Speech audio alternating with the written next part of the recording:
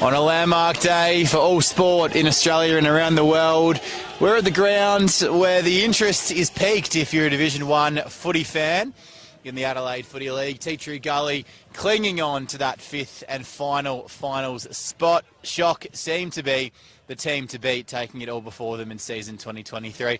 Comprehensive wins against powerhouses like Prince Alfred Collegians and a couple of fantastic results against Port District and Glenunga shapes them up in their first season in the Division 1 footy race for our finals position. Us locked in a top 2 or 3 spot on the line with other results going their way this afternoon. It's a windy Pertaringa Oval, the rain holding off for now. Jack Moore in commentary on Filming Footy alongside Jad Gosson. Jad, welcome along. What do you expect for this encounter? Yeah, happy to be here. It's going to be a very interesting encounter. Both teams have a lot to play for, of course. Teacher Gully trying to hold on to that final spot. And as you mentioned, Sacred Heart really going for that top 2. They've been in probably the informed team of the comp the last few weeks and really peaking in the right time of the season. And before we do anything else, let's give a big shout out and thank you to all our sponsors who make this stream possible. Of course, all Division 1 games, not only in the Adelaide Football League, but other leagues around the country on Filming Footy YouTube page, thanks to Sports Interactive, the Adelaide Footy League, our magnificent league partners, their Facebook pages where you can catch the weekly Between the Posts show and a few awards on that show, including the Farmers Leap Winery at Padthaway. Some beautiful wines there, Judd. Not sure if you sampled them yourself, but very tasty. The Coach of the Week award, thanks to them. The Media Award for Player of the Year now has gone behind closed doors with Tommy Javor. We'll still chuck in our 3-2-1, as will all the commentators around the league for these final few rounds. Thanks to Roll the Dice, with the winner winning a share in a horse, which is in spring training. So very exciting, the Spring Carnival just around the corner. Our Thirsty Camel Goal of the Week and Bianco Mark of the Week. All those 4 awards on our weekly Between the Posts Facebook show. Our stream partners include Dartfish for Stats and Beanie Archie's Arch Support Thongs. Our player of the game will take themselves home a pair of those Archie's thongs and a Dartfish beanie. And our scoreboard sponsor in Sportal. And Buddy Bet, which we'll get to right now. My buddy bet for the day is Sacred Heart to lead by 5 goals at half-time and win by 60+, Judd, because last time these two sides met, it was a 100-point thrashing at the middle school. What was your buddy bet for this afternoon? Yeah, I'm going to go for Colotto to get at least 2 goals and have 25 touches. He's always around the middle and always finds the goal sheet as well. He's been probably one of the best players in the whole comp this season. So, yeah, that's going to be my buddy bet for today. Really smart bet. He had 4 against Gullies in round 7 in that corresponding fixture when they took care of business at home. And for all you Matildas fans out there, well, match starts at 4:30. So I've got a sneaky hope that if the margin is similar at three-quarter time, these two sides might shake hands, walk off, and let us all enjoy a bit of national spirit. But, of course, we'll bring you all 4 quarters and keep you up to date with that one. And, of course, all the other matches in Division 1 from around the league this afternoon. And there are some beauties. Our Stream Team match is currently at Glenunga for their encounter against Port District. Bryden Bombers take on Prince Alfred Collegians. Bryden will be cock-a-hoop coming off a pretty encouraging encounter against Shock last week. They lost by 50, but I was there and they showed some bright sparks. They're chasing down that 5th spot. Old Ignatians, Goody Saints, a Shock loss for Goodwood at home to St. Peter's, who themselves host Broadview. So with 3 weeks of the minor season left, the top 5 isn't sorted and the relegation spot still not quite decided yet. What an exciting season it's been. Super exciting, and as we mentioned, the top spot and the top few spots are still also up for grabs. Sacred Heart, that we're going to be watching today, really putting a claim to that one. So far, really need to win and keep winning to keep the pressure on the top 2 to keep performing. But yeah, as you said, Goodwood really need that win as well. So a few good games around the state, and as well as the Matildas going on, which we're all excited about. I'm sure the players will try and not waste too much time so the game can wrap up and they can get in the change rooms and watch it. Indeed, of course, this game's slightly delayed because there was a Tea Gully and Goodwood Saints women's final just prior on the main oval here at Pertaringa, and Goody Saints coming away with the chocolates in the first week of women's finals. All the results of all the divisions, of course, available on Play HQ, so check it out on Play HQ. to see all the results around Division 2, 3, 4, 5, 6, 7 and all the women's finals which start this week. So we're reaching the pointy end of the season, and Shock will have their sights set on a deep run into the finals as we see Captain Clayton Simons approach the umpire, and returning captain today, Chad Schoenmaker, is making his way into the middle shortly. Those umpires for this afternoon's match: in the green, Stefan Setterblad, Matthew Jakes and Chris Rash in a 3-umpire system. In the field, as for the boundary umpires with the ball above their head to throw in, they'll be working in a bit of a heavy breeze. We'll get a weather update shortly. Brett Heritage and Alex McKenzie on the boundary. And as for the goal umpires, have to hold on to those flags extra tight. Robert Arrigo and Dominic Spano. The coin toss happening momentarily. Judd, the weather playing a bit of tricky business as we approach the start of this match. Yeah, it's been raining on and off most of the morning, so it's a little bit muddy in the middle and around the ground. Not too much grass in some areas, but also the wind, as you mentioned, is playing up. It's you feel it coming and going a little bit, and it can definitely favour one side, maybe depending on the way it blows, but not real any direction at the moment. It's a bit everywhere.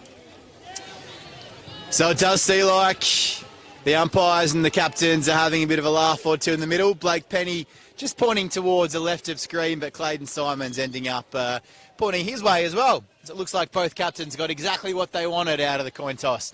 And we'll see Pertaringa Gully kicking to the left of your screen in the first quarter. Whip around for all the other matches on Filming Footy on the YouTube page. And they're covering some Hills footy this afternoon. And as I mentioned, every other Division 1 game you can have a look at and get around thanks to Filming Footy. Rain holding off for now, but a 95% chance of any rain. Cloudy and becoming less likely in the late afternoon, a max of 14 degrees. So it is particularly chilly, but if Pertaringa Gully have any chance of hanging on to that 5th spot, Judd, their fixture after this does get a little bit spicy indeed. So they come home with a match against Brighton and Prince Alfred. So a home double this week against Shock and next week against Brighton. They really do need to secure at least one victory if they want to play finals. Yeah, so they're in that 5 spot just on percentage at the moment, so they really should just keep winning and keep that up as they have their next game, which is a winnable game definitely for Brighton, even though they are one of those finals teams. But obviously that ending with St. Peter's is going to be tricky, but they could definitely, where they have on the field, they've got the names that could definitely get the job done if they put it all together. And as for Shock, they've got a very winnable and percentage boosting match next week away to St. Peter's, who themselves are clinging on to their Division 1 spot. So you never quite know when it comes down to a relegation-threatened team what might happen. And then a blockbuster in the final round against Glenunga, which might just be a grand final preview. Who knows? We'll see how we go. But the other teams battling for 5th spot, Brighton and, of course, Broadview themselves, have favourable runs in to the final couple of weeks into finals. Broadview play St. Peter's, Old Ignatians and Goodwood Saints. If you're a Broadview fan, you'd expect 3 wins out of those 3 games and a spot in the 5. As for Brighton, a tough encounter today against Prince Alfred. A trip out here to Pertaringa next week against Gullies and a final match against Old Ignatians. So that 5th position is still all to play for, as is the top 4. How will it sort itself out as we enter today? Glenunga atop on 26 premiership points. Prince Alfred second, 25, thanks to that draw with Goody Saints a few weeks ago. And Shock third, with a gap down to Port District in 4th. It looks like we're ready to go. As I said, Jack Moore, Rohit, our cameraman, doing a fantastic job bringing you all the pictures. And for the first bounce, it's Jad Gosson.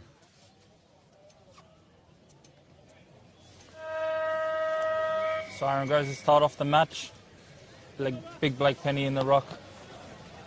We have 50-50 ball, taps it down. Trying to get the first clearance is Pertaringa Gully, the handball to McKay.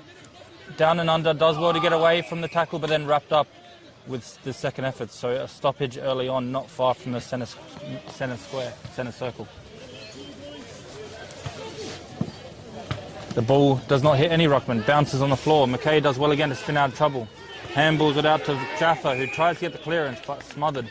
And the pressure is really up early. It's a tough away trip for Shock, coming all this way up to Pertaringa Gully. They've started hot. The clearance now coming from Shock. Spins around and kicks it towards the 50. Tries the one-hand mark and is given as a hold. So the other hand was impeded and he gets the free kick.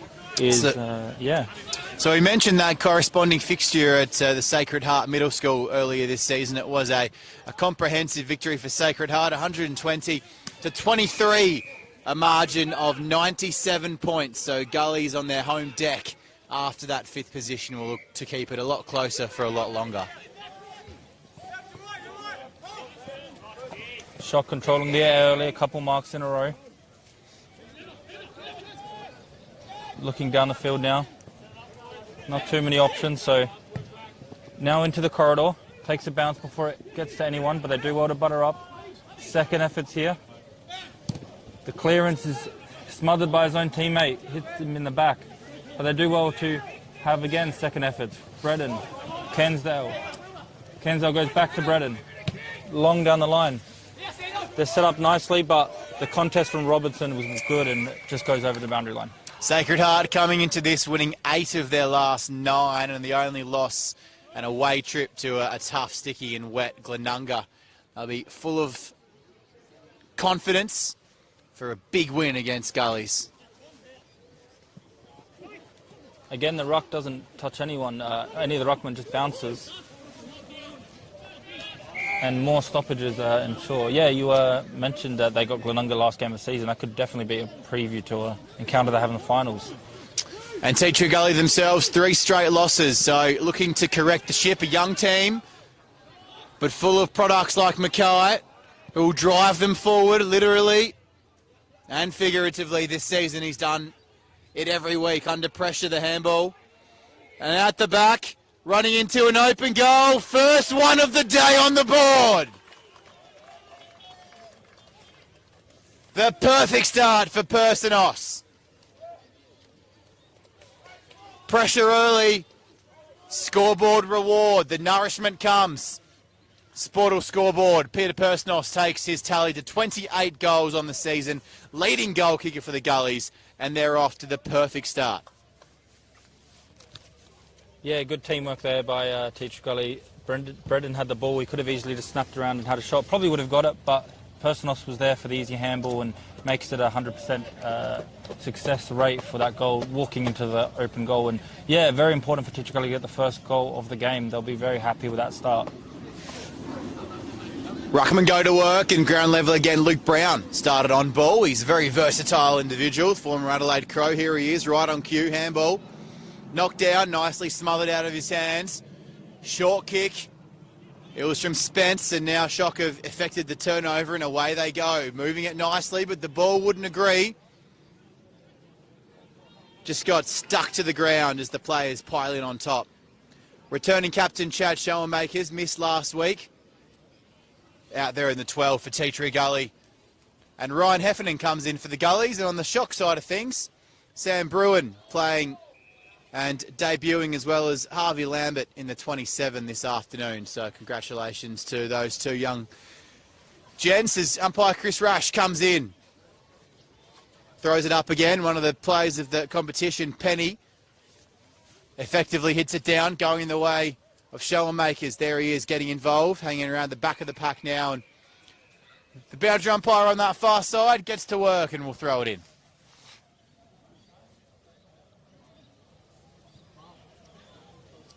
Umpire just jumping the fence to get the ball. Bit of a delay in that. So prior to the last 3 weeks, Teacher Gully, after that win against St. Peter's in round 12, found themselves 2 games clear in that 5th position. And now they've got Broadview and Brighton really breathing down their necks. So it's been a fall off the cliff right at the wrong time of the season. They go forward again though. Robinson's there. Just over the top of him, couldn't take a mark. They do well though with the handballs to get a bit of space, find their teammates. He spins around, nearly kicked it but is tripped. Lunging tackle, trying to stop him from getting a shot at goal, but trips him up and it gives away the free kick. Rain starting to affect conditions. And how often do we see a couple of goals early, get a 2 or 3 goal lead, and no matter who the opposition is, whether it be a top 4 contender or a bottom 2 relegation threat inside, you get that gap on the scoreboard, the conditions change. It's a real important factor. That's it. Peter Personos looking for his second. This will be a very important goal if he can get it. Kicks it nicely, but drifts straight away as soon as it left his foot, and that's the first behind of the day. The speed of Personos there, Judd, really great to pick it up, sprint away from his opposition number, and all he could do was lunge at the bootlaces. Gave away the free kick, but didn't wear the ultimate punishment. Out of full back. Long sleeves on, but no clear option to take. Goes long towards the contest. Noble waits down. Comes in from the back was Jordan. First game of the season last week at Brighton. The ball just not sitting. It's playing funny buggers at ground level, but picked up by Showermakers, their returning captain. Whacked it on the boot. Marked confidently by Brooks. Looks to switch and playing shock footy even in these conditions as they run. And going inside forward 50, Kerish. You can pick him all day long in those long sleeves. Kailotto comes out, turns a bit like the Titanic. Just couldn't quite find his feet. Went to ground at the wrong time, and Gully's clear, but only for a millisecond. Launched back in to catch the Gully defence napping. Couldn't quite find the target he was after. Simons will do something pretty miraculous with the footy. It bounces his way at the back of the pack. He has a bit of a sidestep. Karkiro, fresh off a handful last week. Ridden down. Borderline free kick available, but the umpire just calling for it himself as Lovelock found himself at the bottom of that pack. Picked up. Ruckman earned their keep. Nice smothered effort and a lovely clearance. At the back, it was an uncontested mark. Got two hands to it, not too impressed with his own work there, Bruin, the debutant. Trickles out right in front of us. No real advantage to either side, and the boundary umpire will go to work. On the wing here, punch coming from the midfielder, just didn't reach the ruck, but McKay clears it nicely long down the line to a dangerous position in the half-forward flank, and they do well to centre it. Finding Sean Makers. Sean Makers quickly plays on and goes wider and finds a mark in Napa. Napa's had it a few times early. Looks like he wants to have a shot. He's quite far out, I'd say about from over 50 he's going to have to kick it, but looks confident.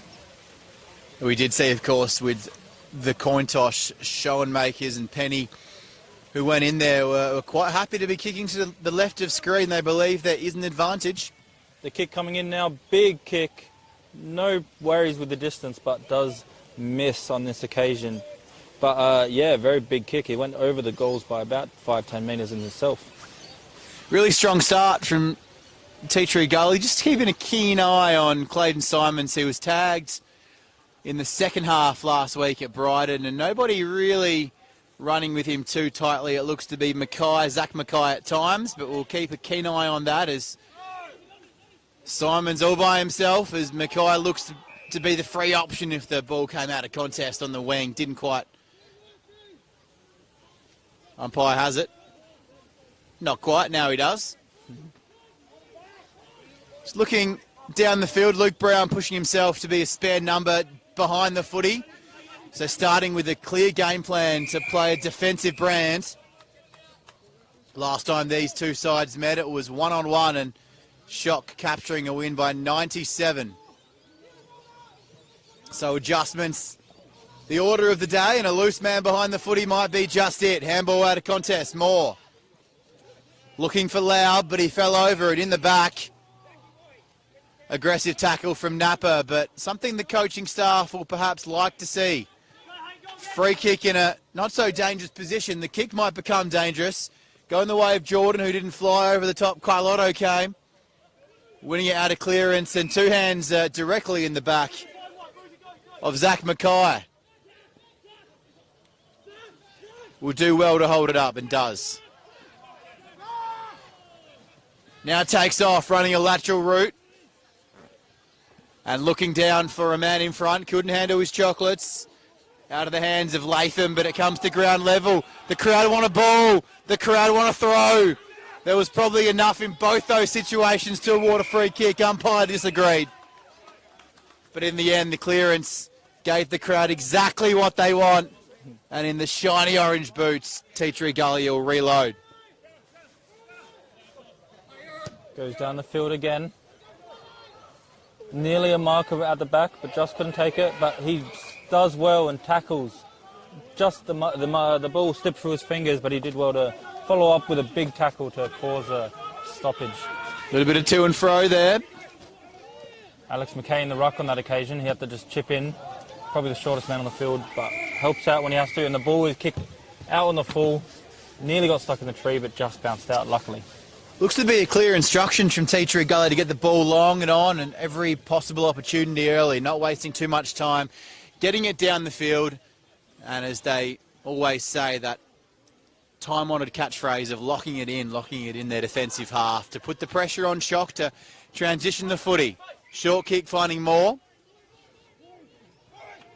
Exactly, and they're playing the conditions well with the little bit of rain, a little bit of mud, and just keep the ball moving in their direction, even if they just have to bomb it forward sometimes. But they've set up nicely behind the ball. We've seen a few times they've found some interceptions, and on that occasion again they got a mark. But now they try to take on the tackler. Just gets a handball last second. Had the ball for a while. They do well now to run down the wing, few handballs and 1-2s to get the ball to Alex McKay in half forward. Close to a free kick there, but you got to hold your tackles. Nearly at 25, but he goes long kick down the line, just punched before it could reach the attacker's mark. Big bump in that contest. He's still down, but they play on anyways. They kick it long, nearly finds its way into the goal, but punched over. There, Loud just got taken down on the hip and shoulder and looked to be head contact. I'll take a look on our Sportal replay screen, thanks to Filming Footy, and see if I can get anything further. But as we were mentioning, Gully's looking to move the ball fast, and they took the chance for a short option back on the half-back flank and just couldn't hit the uncontested target. The tackle was strong, and it was probably 2 or 3 seconds away from being a holding the ball decision, but I think it was good umpiring because the player always had one hand free to effect a disposal, and in the end did just that. And on the Filming Footy replay screen, we see a definite clear head contact there. So nothing malicious in it, running straight towards the footy, eyes on the footy, but just collected, unfortunately. I think it's Lowby who's down, so a stoppage in play on the half-forward flank. The doctors and physios and trainers sprinted straight out there. Really good personnel we have, all at the volunteer levels across the clubs, and really giving up their Saturday afternoons to make sure this game is played in a safe and fair manner. And he's up now. Doing their job, and he's up and he's coming off, Jad. Yeah, it's good news. He got up on his own and walking towards the boundary line. Still looks a bit shaken up, but yeah, they do it well nowadays, especially with the head contact. All the players knew straight away to stop the game. No pressure for him to keep going or anything. Just looking back at the Sporter replay, it did seem to be an extension of the right elbow as well. So, again, I don't think it was a malicious strike. It just seemed to be something that he wanted to get him away out of his path. But the elbow did make contact with the head. So we'll see as he walks past us now. Looks to be in a fair condition, but we might not see him for a while, as the attention and, of course, the importance of the concussion we have in Aussie rules footy these days, as Shock look to bring it out of half-back and the game resumes. Yep, 1 goal, 2, 8 plays 0 so far. All the scoreboard pressure coming toward Teacher Gully in the early quarter. They do well now to keep the possession a little bit, find its way forward. The kick, not the best though, goes straight to the Teacher Gully defender who intercepts it. They've been doing a few nice intercepting movements in this game so far. Back into the 50, no for Shock. Teacher Gully trying to clear it, slips a little bit in the mud, trying to get a kick away, tries to find some space, he does, spins around in the goal square, trying to find a mark, just couldn't, was Kakuro, and as he's on the clearance, bit of a push in the back, but it was the umpire says he'll throw it in. 6 of one and half a dozen the other there. Yeah. He was clearly getting it over the boundary line in a deliberate fashion, wasn't he? But he was also pushed straight in the back. So the umpire calls it a 50-50 and throw it in. Yeah, maybe if he didn't push from the back, he would have got his way. But the ball back in play now and straight back out of play. A repeat throw in a very identical position. Shock will want to lock it in here, just like Gully have been doing early. They also have one person in defence spare.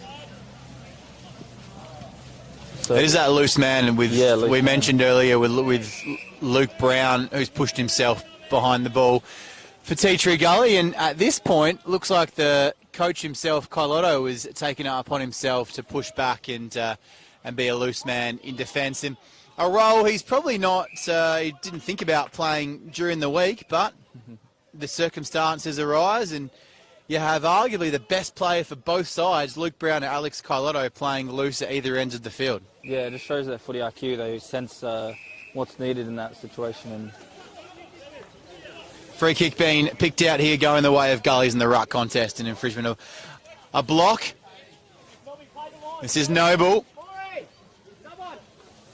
No one coming at him. They want him to lead. Noble decides he's just in distance. He'll kick from the cusp of 50, improves the angle, plays on, and smartly puts it up to the teeth of goals. In the goal square, they go up and they fly. Both hands to it, couldn't bring it down. Jordan, debutant last week, playing his second game of senior footy. Right place, right time. Ball in dispute. Gully clear, but don't do it effectively for the time being. Caught slightly high. Umpire decides you drove your head into the contact. And Gully's break, and they go fast. Zach Mackay to the wings. Got to put the sprinting shoes on to get there, but got there in time. Mark taken by Tape. Sacred Heart scoreless as we approach the 10-minute mark. Didn't think I'd be saying that coming into this one. A scoring machine, especially last time these two sides met. Piled on 24 goals. 21 goals, correction. Move it inside 50. Don't argue. Get past me at your peril. One-on-one with a mismatch in height. Mackay backed himself to beat Dewhurst. Dewhurst took the chocolates with the follow-up contest. Free kick for Mackay. Results in a free kick, and Mackay will take it. What did you see on the replay screen? High contact. He got tackled, a bit high, and got the free kick. We know he's a slippery customer, hard to tackle, and he did well to... Well, he's trying to evade the tackle, and he got caught high, so he'll have a shot at goal now, which will be a big kick in this context of this game to really extend the lead, extend their finals hopes. Real mismatch as Kerish came over the top, and they want to take these chances, don't they? Gully peppering the goals, shaking a bit of salt on the scoreboard, but in the wrong column as they move along to 1 goal 3-9. Shock yet to score. Sportal scoreboard. Here's Brown now. Does well to just lower the eyes, finds Breton. Long kick into the 50. Big pack, big fly from the defender, just couldn't take it. The ball coming now, and a stoppage. Big fly from Karish, just couldn't take the mark, and resulted in a bit of a stoppage now.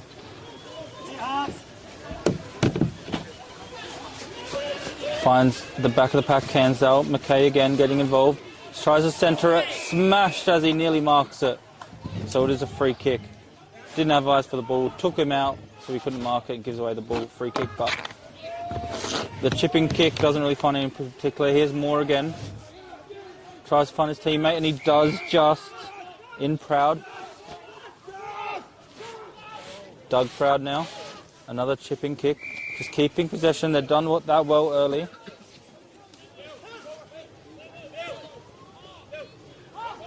They're scanning the ground, not too many options. Few people calling for it deep. And he does go there. The big ruckman nearly takes the mark, but couldn't. And is caught in a big tackle, and it is now a throw-in, ball up, in the forward half. Just got eyes on Elijah Lau on the bench. Jacket on, looks to play no further part in this game. If you joined us late, looks to have been concussed, or he's up and about, but a strong elbow to the head at half forward with about 6 or 7 minutes played. And all precautions being taken for the Shock defender, but good to see him up and about and alert. On the boundary, Sacred Heart though. They appear a bit punch drunk at the moment. If all things go their way, they could be top of the table this afternoon. Need to get themselves on the scoreboard. Bit of nourishment for all their effort. It's been played mostly in the Gully's forward half. Strong tackle coming in. Crowd go up and umpire gets in there, shows the presence. He's reaching for his sock. We might see a card.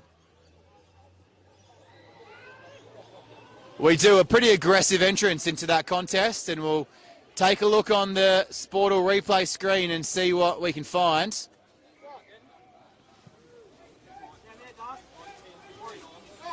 Meanwhile, ball's going inside forward 50, and it's going to be another entrance. And looks to be a rough tackle, a high contact. Nothing much in it, slipped over. Umpire decided it was worthy of a yellow card. Perhaps a tad over egregious, but umpire's had his say. He'll rest for 10 minutes. On the bench will Darcy Gluyas. So Shock effectively down, can be replaced, of course, yellow card conditions. 1 goal 3 for Gullies. Need to take their opportunities. Wind dies down, rain's gone. Kick from 50 is true. And they're away with a second.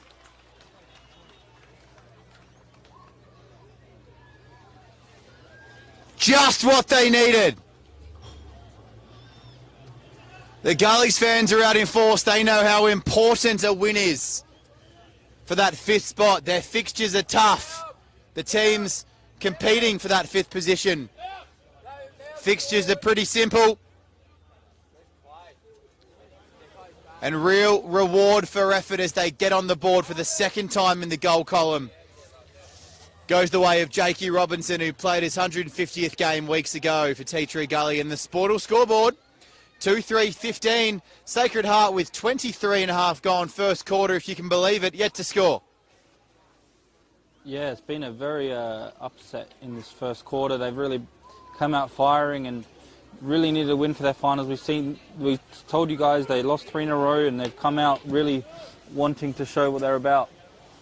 Shock, however, going to the 50 this time, but again, nicely cleaned up and found a mark by Luke Brown to really control the possession again. They go straight down the straight down the guts, to Brendan. Beautiful kick. He was very tricky, but he got it straight to him. He plays on quickly. There's Zach McKay now. Handballs to his teammate who kicks it into the 50. Robinson trying to control the ball. Does well to get a handball away. The snap on his left. Dribbles, and find its way in. Very nice team goal there. Latham finishing off the good work. Robinson did well. Got tackled by about 2 people, but found his hands free to get the assist on that occasion. And 3-3 plays no score so far, if you would believe it. Bit of a crazy start to this match with the team lower on the ladder starting much better and getting a lot of scoreboard pressure early. Tea Tree Gully want to play finals footy. That's how I read this first quarter, Judd. Yeah, they're desperate. We saw them a few weeks ago here. Me and you actually did that game versus Broadview. They were lower on the ladder than them and they lost that one. So it's good to see they come out firing and really showing their true potential in this first quarter. 3-game losing streak coming into this. A comprehensive loss to Port District. Taken care of by Broadview, and Goodwood Saints did them over at home. Crazy. So, due a win, you're a game punter if you were to put the win in the book against this powerhouse Sacred Heart team who have taken it all before them. Clayton Simon's wrapped up. They're coming after him. They're coming after anything that moves in blue. Yeah, the game styles is very obvious to see. The Shock Sacred Heart really trying to control the possession, chip it around the back, find the chipping kicks, take lots of uncontested marks, but Tea Tree Gully just taking the game on, bombing it forward, which is probably better in these conditions. Fast footy, Cansdale, he's taken high, head ripped off. Umpire said you ducked, so play on, taking the mark, Spittle, runs, plays on! Adds another! They can't be stopped!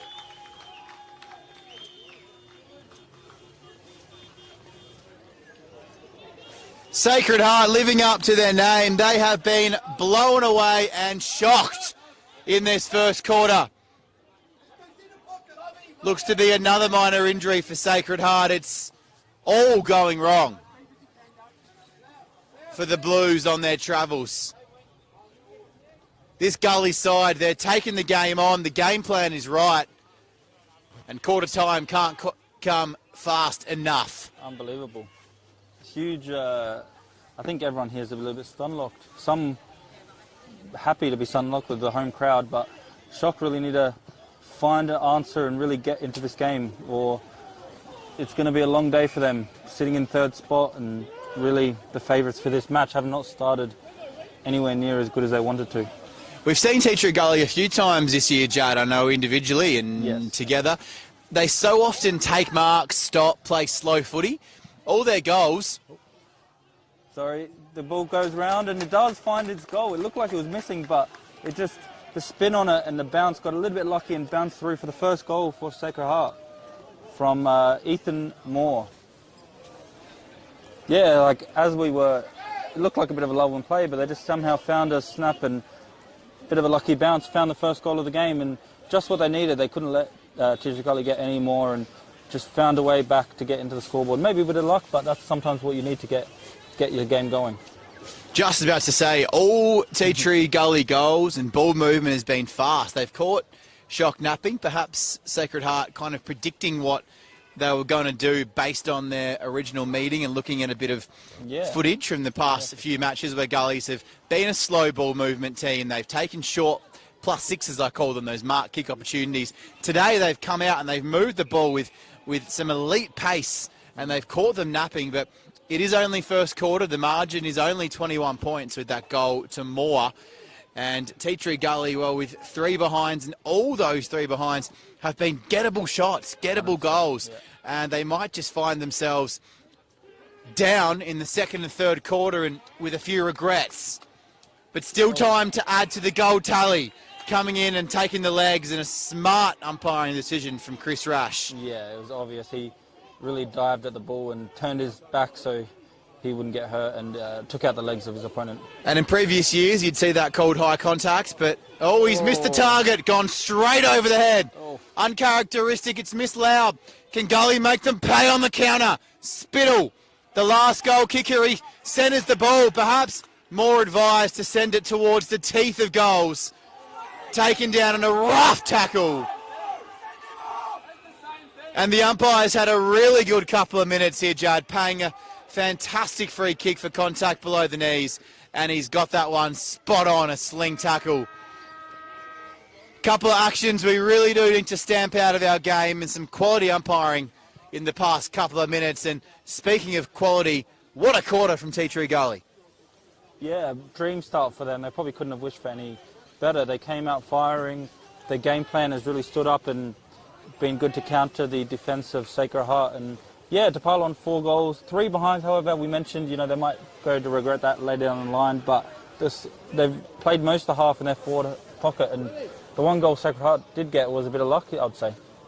If you missed early, the Sacred Heart are already down, of course. Bo McRae, who's done his ACL for the year. That happened a few weeks ago. And a suspected concussion, unfortunately, for young Elijah Laub. So it looks like he'll take no further part in this one. And another minor injury we'll try to bring you up to date with as we come back for the second quarter, and exactly who that is. But Sacred Heart, a goal on the board. Otherwise, it would have been their only goalless quarter of the entire season, can you believe? The late goal coming the way of Ethan Moore. Goals for Gullies going the way of Personos, Robinson, Latham and Spittle. They've come out with a point to prove. The umpires are involved. The 2 teams are here to win. Shotgun for that first place. Teacher Gully looking to lock in 5th place and a finals charge home. At quarter time on Filming Footy, Teacher Gully 4-3-27. Shock 1 goal 6. A lead of 21 points.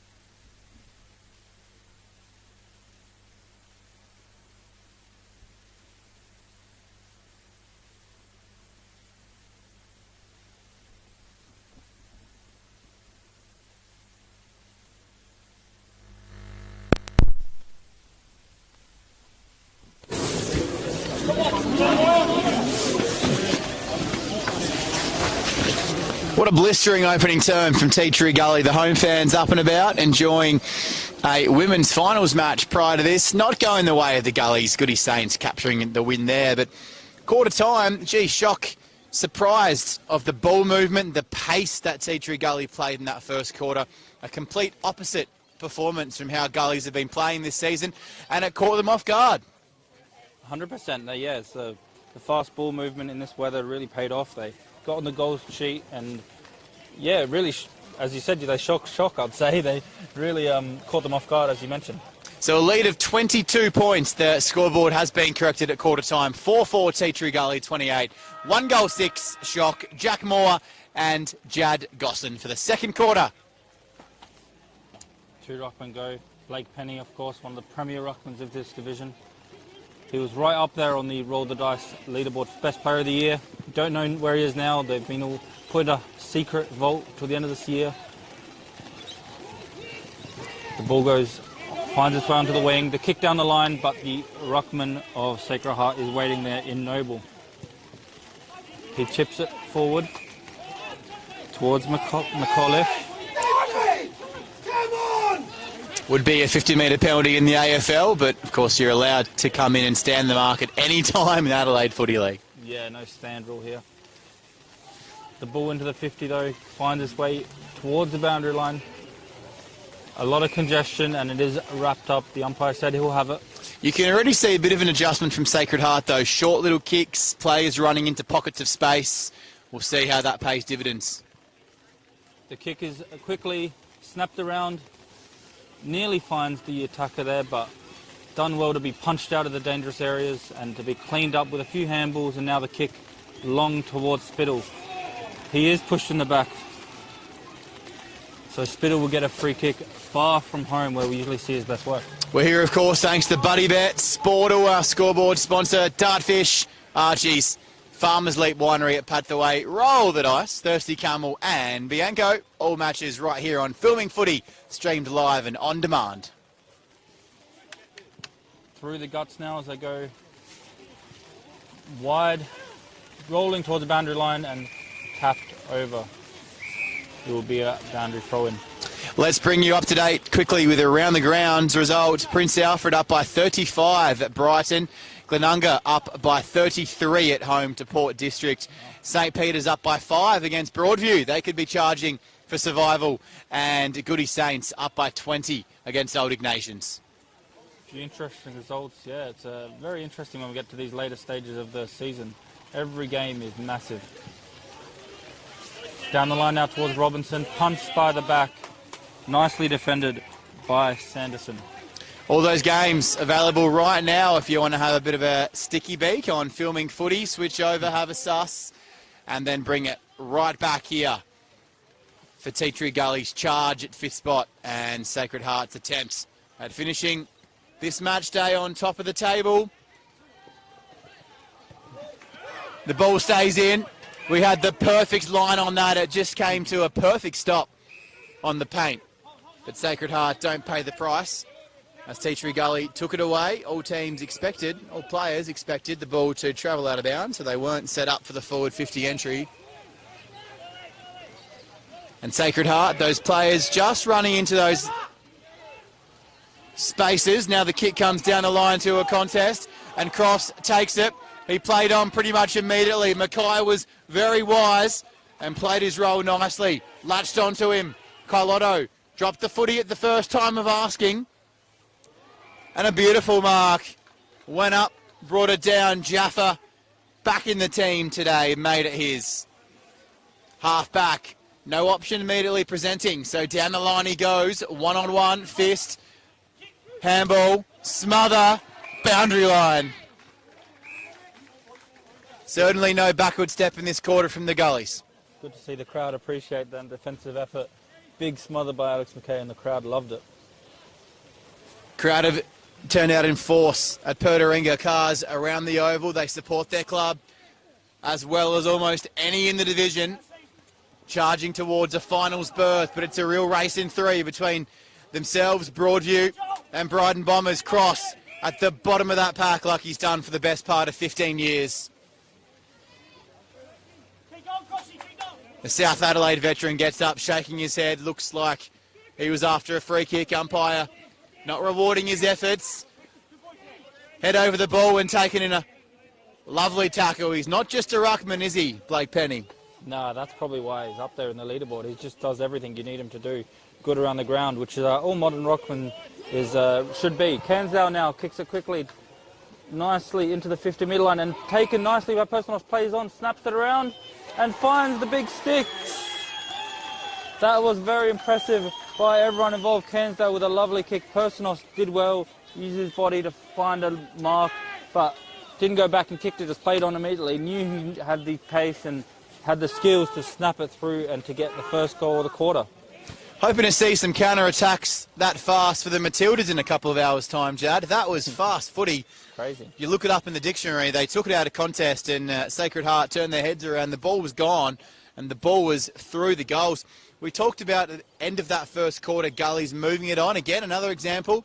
You'd expect him to do it in most opportunities where Personos took that mark, played on and smashed it through, leaving nothing to chance. Not even a set shot. Windy conditions, you play on, you take the space in front of you and they're going inside 50 again. Mark dropped.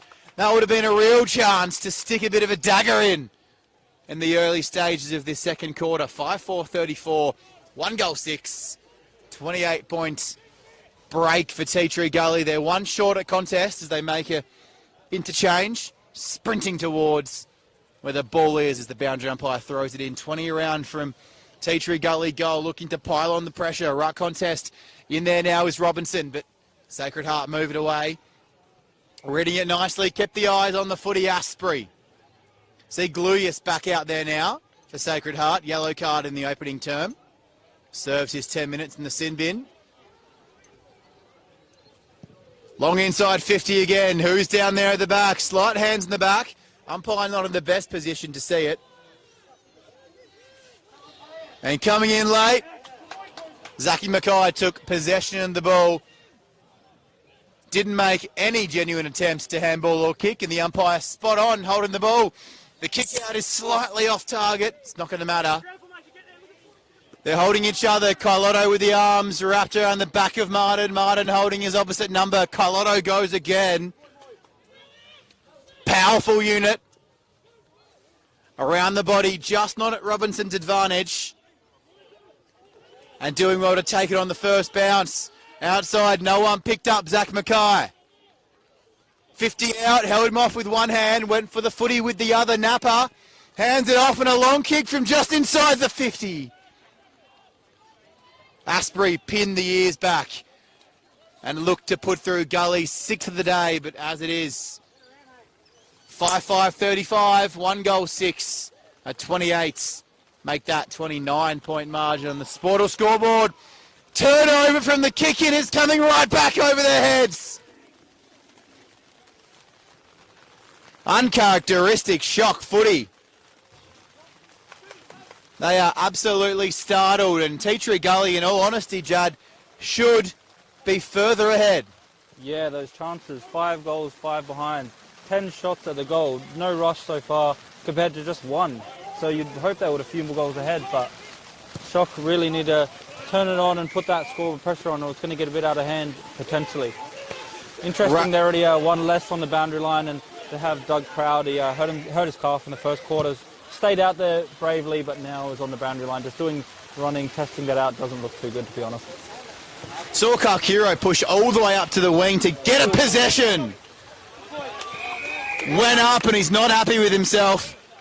That would have been a mark of the day contender and a mark of the week contender, thanks to Bianco. Kakiro all the way up to the wing to get a touch, and the rain is now extremely heavy, and a 5-goal gap on the scoreboard. Gee, it's getting tough. Yeah, we talked about getting goals before the rain comes, and Tea Tree Gully were the ones that could capitalise on that.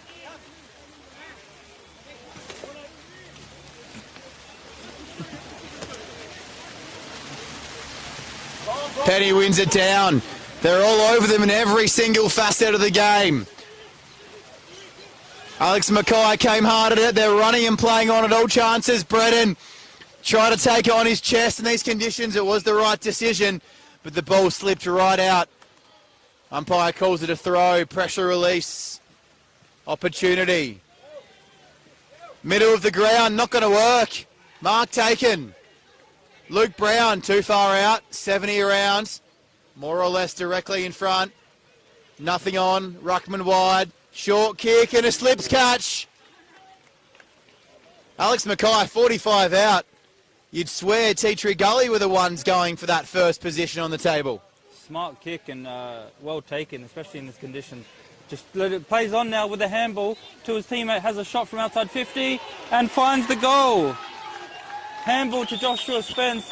He knew his teammates well, knew he could make the distance and had the accuracy and found the goal. Really caught everyone out by surprise, including me, with that one, with a quick handball and quick kick, and kicks the 6 for the day. Smart play by Alex Mackay. We know he's one of the leaders, knows his teammates, like I said, and really did well to get that handball to someone who knew could kick it and really trusted him for a good reason, as he did kick. Unless these conditions abate, this is really turning into a match-winning lead for Tea Tree Gully. A shock result unfolding before our eyes. Plenty of footy to play. Penny Carlotto going at it, slipping over cross, not been his finest day so far. It's come the way of the Ruckman Noble, who's pushed up the ground, starting in half forward, gathering it, playing on, handball Brooks. No one in particular, the one juggle, the two juggle. He ran around, put on the boot. Lambert in his senior debut gets himself on the scoreboard, but not the way he would have liked. Would have been one of the goals of the day. That was very nicely played. The sidestep and the dancing shoes are definitely on, weren't they? 6-6-42, 1-1-7. It's Tea Tree Gully's way, a lead of 35 points on the Sportal scoreboard. Let's quickly zip around the grounds. Glenunga taking care of Port District by 55. Prince Alfred over Brighton by 43. St. Peter's and Broadview locked in a 19-all draw. And Goodwood up by 33 against Old Ignatians. So Tea Tree Gully really making a charge. And if things go their way, they could almost lock up that 5th spot tonight. That's it. The wins are the most important thing. They have struggled with that the last few weeks. But we looked at their draw. They got a few hard games. So an upset win would be massive for their final chances. You can tell they've circled this one on the calendar as one they've got to secure the 2 points. A home fixture, threatening weather conditions, get a couple of goals, gap on the scoreboard, and it could be your game. And, well, it's playing out exactly as planned. Sacred Heart coaching bench. They haven't had to look for answers much this season. A real good test ahead of a finals run. Quick kick out of clearance coming the way and did the body work early. Kakiro, one of the finest forwards in the league.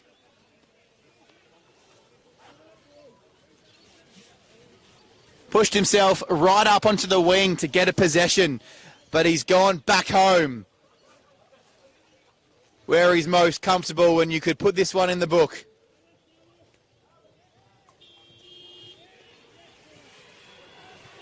And for Sacred Heart, the revival starts now.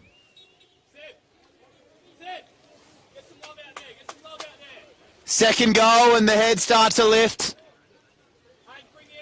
Tea Tree Gully piled on 4 goals to that left end of your picture in the first quarter, and if Sacred Heart can add another couple, go into the sheds at half-time, only down by 1 or 2 goals. It's all to play for. This game is far from won. Smart work by Kakuro, like you mentioned, used his body well. We know how good he is. 32 goals this season, 33 with that one, and really put it to the sword last time these two played. So if he gets going, it's going to be a big reason why they come into this match. Rain has just abated too. We've had patches where it's been quite heavy, and now a light drizzle. So Sacred Heart, real chance to get themselves back in this game with a couple of back-to-back goals.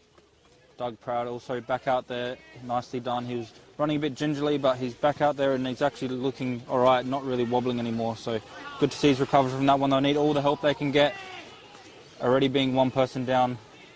Dangerous tackle, I thought there, Jay. Umpire says play on. Yeah, he was wanting the free kick, but it wasn't given. Tea Tree Gully now into their 50.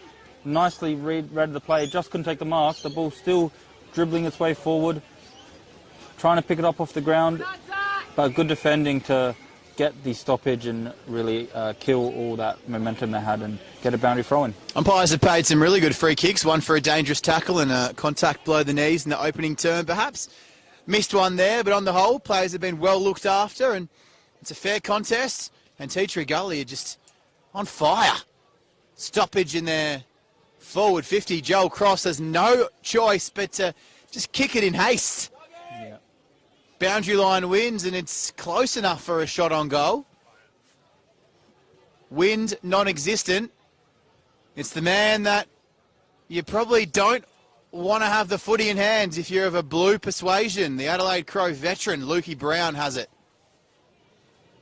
He might just back his leg and load up. Couple of half leads coming towards him. He elects to just pin the ears back and go for goal. He made it look like he wanted a short lead to come towards him. But he fooled everybody, but put it through. A quick goal to Karkuro. You thought Sacred Heart could get a couple in a row. A real steadier. Impressive.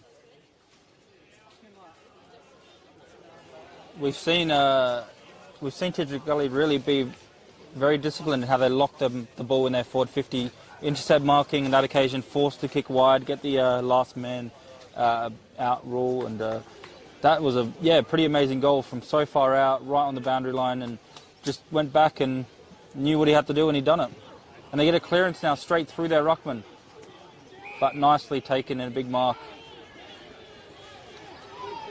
He knows the ground really well, Luke Brown, knows where to kick it and from where and what type of kick needed. And even though it's his first year back at Teacher Gully, it's like he never left. Forward now, Sacred Heart.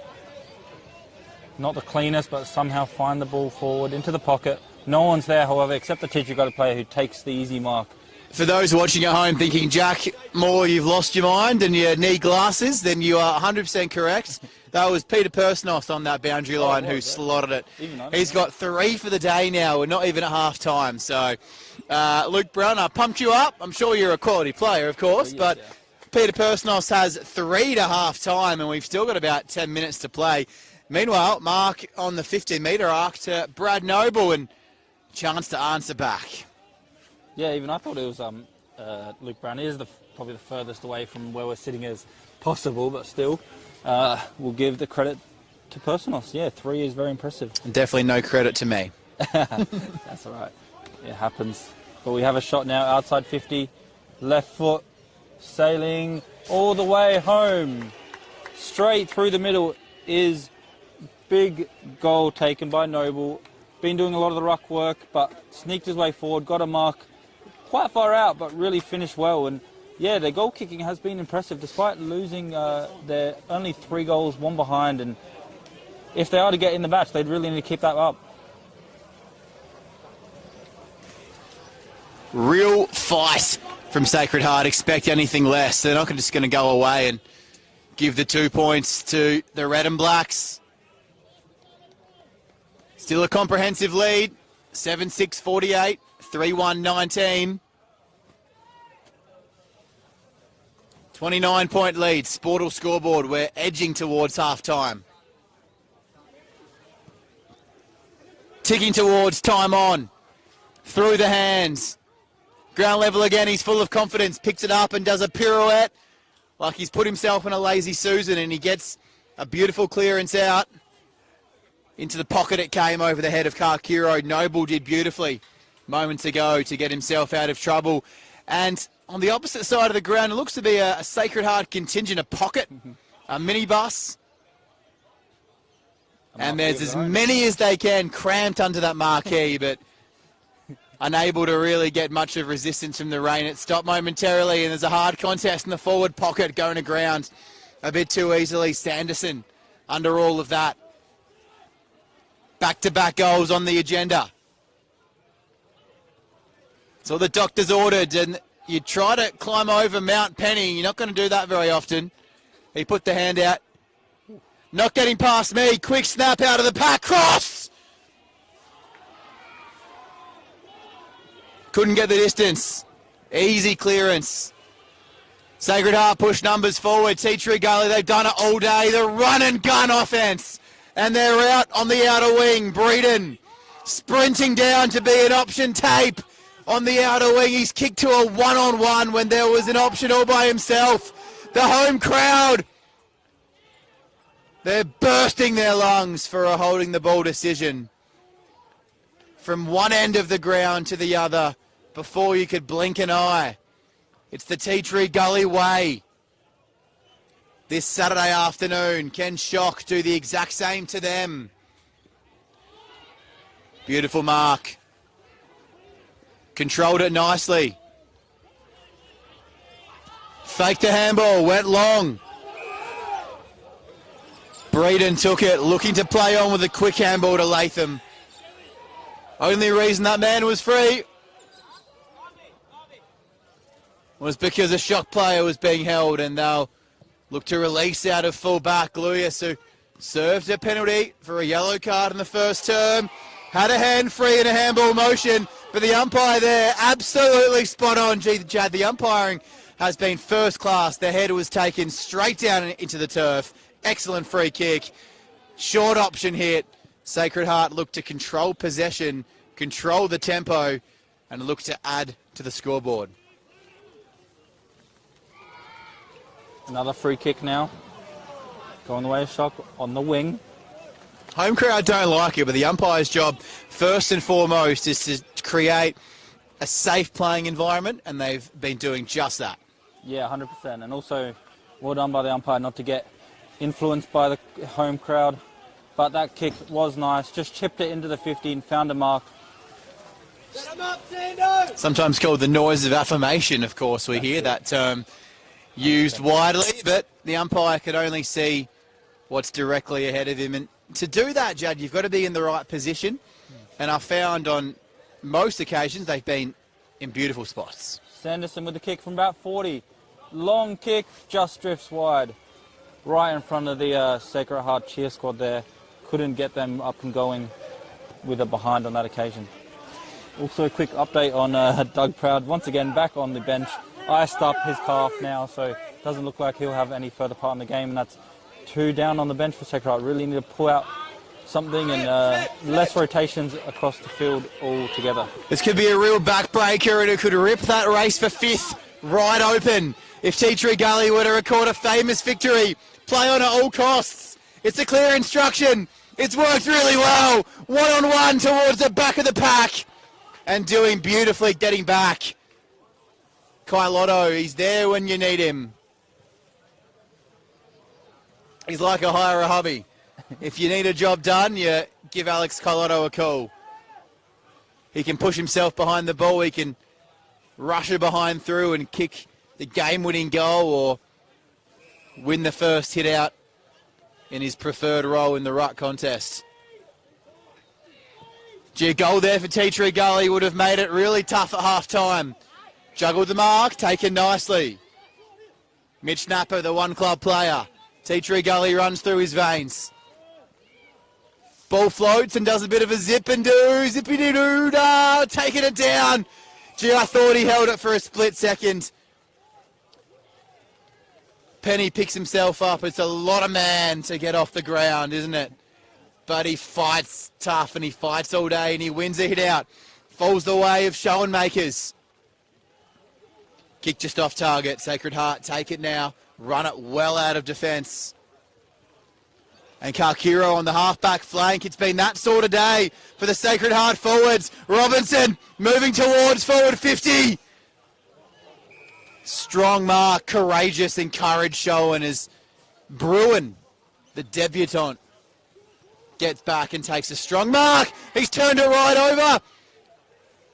Persnos looking for 4 in the first half. He's already got 3. Dragged back by the neck. Umpire said play on. Mackay got himself dangerous. Kick towards goal. Cansdell.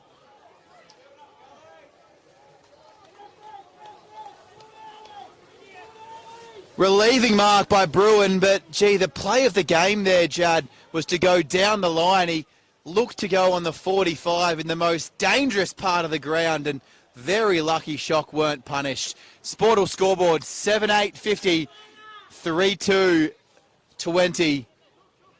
It's a comprehensive lead, but it's not a game-winning one just yet. 5-goal margin. Rain says hello. Short kick and a great tackle as it comes directly our way out of bounds. Last possession. Sacred Heart will take it. We nearly got a possession on that occasion. 24 played. So many kicks, just not hitting their target. One that finally does, finds Cross.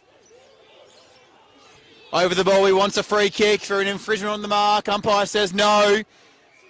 Going straight towards the teeth of goal. Umpire pays the free kick. He's paid the advantage. Held on to in the marking contest. Goal, Sacred Heart.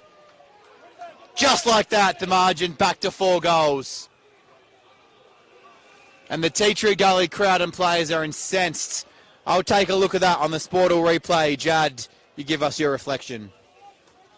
Yeah, were a bit cleaner in that whole contest. Just found the marks where needed and played on nicely. We mentioned that he tried to kick it and chip it in the back line and then turned it over and then learned their lesson from that one and didn't do it again. Just down the line and play the Tea Tree Gully way, I'd say. Sportal replay, there was really nothing in whatever free kick was paid there. It was, if anything, a free kick going against Sacred Heart. But even if there wasn't a free kick, he's in the right place at the right time. Karkuro rocked up right on time and put it through. Margin back to 5 goals. His second for the day, of course. Penny takes out the rock. Couldn't get handballed away. Now soccer kick forward by Sacred Heart. The soccer kicks have been a feature of this match, I'd say. We've seen a lot of them. It's good. I reckon it's a good tactic to do that in these conditions. And they will now get a stoppage in the forward half. Tapped away by Penny to McKay. Happened so many times this season. That two combination there. For all their hard work, a lead of 24 points doesn't seem big enough against this premiership contender. Exactly, and especially we've been mentioning the misses they've had, all the behinds, as one of the players comes off with a blood rule. Not surprised, Joel Cross, dual McGarry medalist in the SANFL, to have some blood coming down. It's been one of their best in just leading this Shock midfield back in this game. It's only 4 goals. It could and perhaps should be more. Tea Tree Gully have had numerous chances to blow this one right out. The crowd's really involved here at Tea Tree Gully at Pertaringa. A Shock contingent on the outer side. And both teams chasing after this one, chasing after the 2 premiership points and chasing down the wing. Really good from Tape. And punched out of bounds. 27 minutes played. Can't be much time left in this second term. If anybody is going to score a goal, it's going to be Tea Tree Gully. It's pinned at their end. We've lost the footy momentarily. Boundary umpire getting a well-earned rest. All the players resetting for the last minute or 2 of this one. We've just ticked over 28 gone. Interesting. Sitting next to the Sacred Heart bench, the away bench, we do get some insights, and we heard them say to push Ned Brooks into the defence now. So just trying to not concede any late on in this quarter. One of the tall players in the field that has pushed him back. We're going to bring you updated with the scores from around the grounds, and if you're a Tea Tree Gully fan, you're going to be very, very excited. So stay tuned for that. They've really done well to get themselves in this position at half-time. Go forward, still Alex McKay. Ball couldn't be cleared, snapped around the body. Right round and right through the goals. Latham, I believe, with that kick, just done well to pick up the ball off the ground, spin around and kick truly to really get a late red time goal, which is very important and will go a long way to making it a big comprehensive lead at half-time. Latham saw it. The ball was at ground level. Sacred Heart had just run past it. It stopped. It didn't move. It might have been caught in a bit of a mud puddle, and Latham picked it up like it was a $50 note on the footpath, and he just spun around. He just he has put it towards the teeth of goals, and when you buy a ticket in the lottery, sometimes you're going to win the prize. He definitely knows how to score, and they've got all these dangerous players, Teacher Gully. They really they've all been showed up today and done well. They get another clearance now, super late now, through Brown. Big fly, but just couldn't take the mark. The ball's still moving in their direction, in their advantage. Into the forward line again, but rushed. The pressure was good and marked by McDermott. We haven't seen Sacred Heart under this much pressure all season in Division 1 footy. Perhaps round 1 when they lost to Goodwood Saints, we saw them get a bit accustomed to the level of pace it takes to play in Division 1. Since then, they've taken it all before them. This is the same team, remember, that beat Prince Alfred at Park 9 2 weeks ago. So really a turn up for the books in this first half. And there's your main man, the guy that walks in the bar here at Tea Tree Gully, and I reckon they give him whatever he wants. He wouldn't have to buy anything in the Tea Tree Gully area, Blake Penny, if he can lead this team to a finals appearance and even a finals win. Uncharacteristic mark. We've ticked over 30 minutes. A goal now would be a real backbreaker. He's done well, Persnos. 3 goals in this first quarter. Umpires paid a throw, and I think it was there. And Persnos will have a chance to kick 4 first half goals. Tea Tree Gully, this is vintage.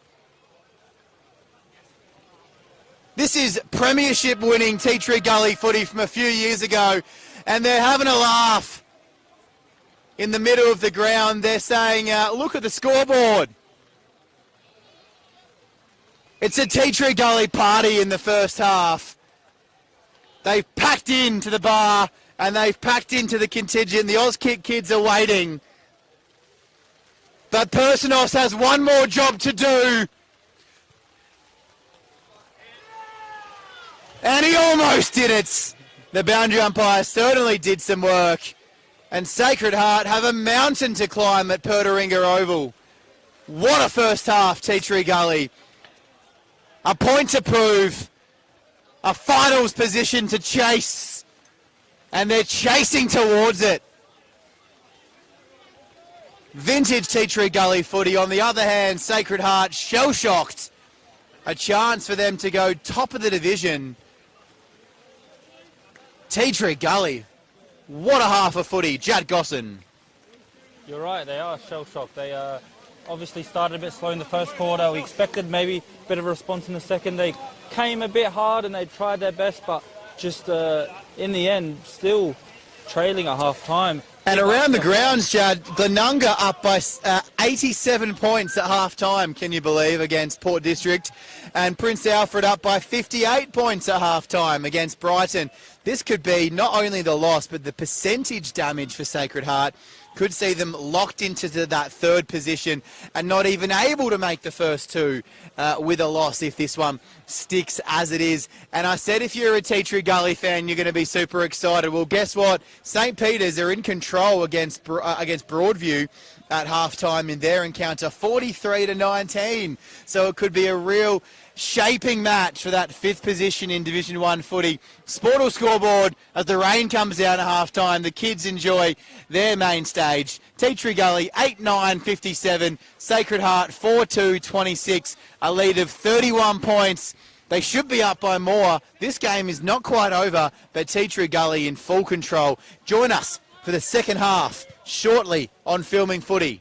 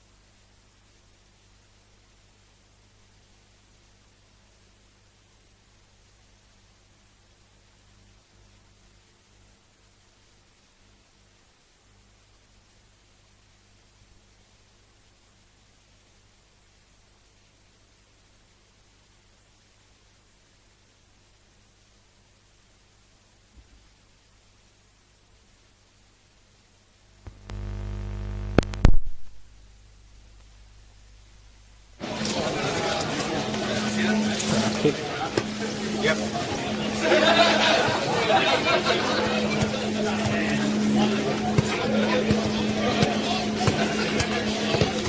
A real shockwave sent through the camp. Oop. For Sacred Heart in that opening half. Thanks for joining us here on Filming Footy for what promises to be a pretty dry second half. The rain's holding off, but it is threatening, so we'll see if it comes back to greet us. But will Gully claim that fifth spot? Other results going their way this afternoon, or will Shock storm back and assert their authority? 8 goals, 9 in the first half. They probably should be even more up Gully. They were quite dominant. They did well to control most of the game in their forward half and lock them in when needed to, create the pressure. And really, we'll want more of the same, but also better goal kicking to really secure this victory. All these games live on Filming Footy YouTube, live on demand, thanks to Sports Interactive, the Adelaide Footy League Facebook page. Buddy Bet, Sportal, Scoreboard sponsor, Dartfish Stats, and Beanie Archie's our arch support thongs. Farmers Leap Winery, Pathway Coach of the Week Award, Roll the Dice Media Award for Player of the Year, Thirsty Camel Goal of the Week, Bianco Mark of the Week, Umpire Chris Rash, alongside Stefan Setterblad out there. And these two teams ready for a second half. It's Jack Moore, and this is Jad Gosson. Back underway, second half. Penny again with a nice ruck work, not just to do the ruck, but also some of the midfield. But the clearance does come the way of Sacred Heart. No one can cleanly take it, but Gully do well to try and clear it. But the ball falls down to Sacred Heart again. They get inside 50 now. One-on-one deep in the forward line, does well to get the mark, plays on, but probably rushed it. Could have went back and had a set shot, decided to play on and was tackled as he kicked it cleanly. And really a goal-saving tackle from Zach McKay. Danger signs for Gullies early though, isn't it? Shock right on. Looks like they've been revved up in the sheds. We saw them come out probably 3 or 4 minutes earlier than Gully for this second half, which means they know they've got a real task on their hands. And we talked about it, Judd, in the second quarter. With finals around the corner, these are the types of situations against the top teams they might find themselves in, behind by 3 or 4 goals. How do they get themselves out of a hole? It's a real good test. 100%, yeah, and really they're going to play the finals no matter what, so it's a good test, as you said, just to see what happens when they're in this situation and when they have to dig deep for a victory. So they'll use this a bit of a learning curve, but also we'll want the points. The umpiring has been spot on all day and no exception there. Right in front of us, initially we saw Alex Mackay try and draw a free kick by throwing his head back, and there was no high contact. And the Gullies crowd wanted a dangerous tackle, but the head didn't hit the ground. Tackle executed beautifully, left him no chance to handball or kick. Had the prior, and the free kick awarded for holding the ball. As it's punched out on the half-forward flank, the rain, I wished it away at half-time, but it has once again greeted us here at Pertaringa Oval. Finals level footy and final level umpiring, yeah, they've been really top class. One team who we knew definitely was going to play finals footy as Joel Cross gets pushed over the boundary line, deserving of a free kick, nothing doing. He picks himself up and he gets right back to it. Carlotto and Penny in the ruck. Being held, Cross, he's been tagged closely. The umpire needs to watch that. Going over at Carlotto and dragged off at umpires, paid holding the ball. Free kick, an advantage perhaps. Common sense umpiring comes back. It's a one-on-one little fracas with Simons and Wilson. That one directly in front of us, Judd, I reckon it was probably deserving of going Sacred Heart's way, but the umpire saw it differently. Yeah, it's a 50-50 one, I guess, but that last one with Joel Cross right in front of us, sorry if you heard any profanities, I'd say, but yeah, the action is really heated up. There's been a few pushing and shoving. Here's Breeden taking it and playing on quickly. Picked it up, ball fell his way, the bounce of the Sharon has gone the way of Gully in this match, but they've been well worth their lead, slipping over, trying to pick it up. Might be a downfield free kick. We'll take a look on the Sportal replay screen. Sacred Heart possession either way. Umpire says to play it on, and down it goes on the outer wing. A little nudge. Umpire says play on, and away they go. Quick sprinting out of clearance, Sammy Laub, and they're inside their forward 50 now. Carlotto running on a treadmill, with the treadmill set to about 16 k's an hour. He picks it up in the pocket, has no support, so he swings it back over his shoulder. And nothing but black and red. They went back, and Teacher Gully did well to set up in the dangerous position, so when the kick went towards that direction, they were really set up to take the mark. Kicking it long now, worked for them most of the game. At the back is Simons into the 50. Trying to find some space to get inside 50, and they do. Nice handballing by Cross. Finds a mark in the pocket. Nicely taken. About 35 metres out in the pocket was a nice mark. Who'll go back and have a shot at goal now. Really important for them to get the first goal of the game. Streaming out to meet it, Sammy Laub. Really well done. He's had experience in the Victorian Amateur League with the Uni Blacks, in fact. Sammy Laub, and 19 goals on the season. That all came about from Joel Cross. Picked up the ball, one touch below his knees, got the quick handball inside 50, and possibly a goal. Coming in now, deliberate approach. Straight wide as soon as he hit his foot and went out on the full. Not the best kick there by Laub. Would want to take that again if he could. Conditions are tough. You'd expect him to at least score. Yeah. Simon stands the mark on the edge of that goal square line, adjacent to the umpire. Teacher Gully living dangerously. Couple of warning shots fired across the bow, and a couple of massive fists Danny Frawley himself would have been proud of as the ball gets stumped across the boundary line. The crowd's packed in tight, some in their cars with the heater turned up to 11, and some under the bar. And outside, braving a chilly afternoon. Put the hand out, took him on. Umpire rewards him appropriately with a free kick, and now, once the whistle goes, you just can't go on with it. 25-metre penalty awarded. Excellent umpiring. Joel Cross with the tape around his nose from the blood earlier.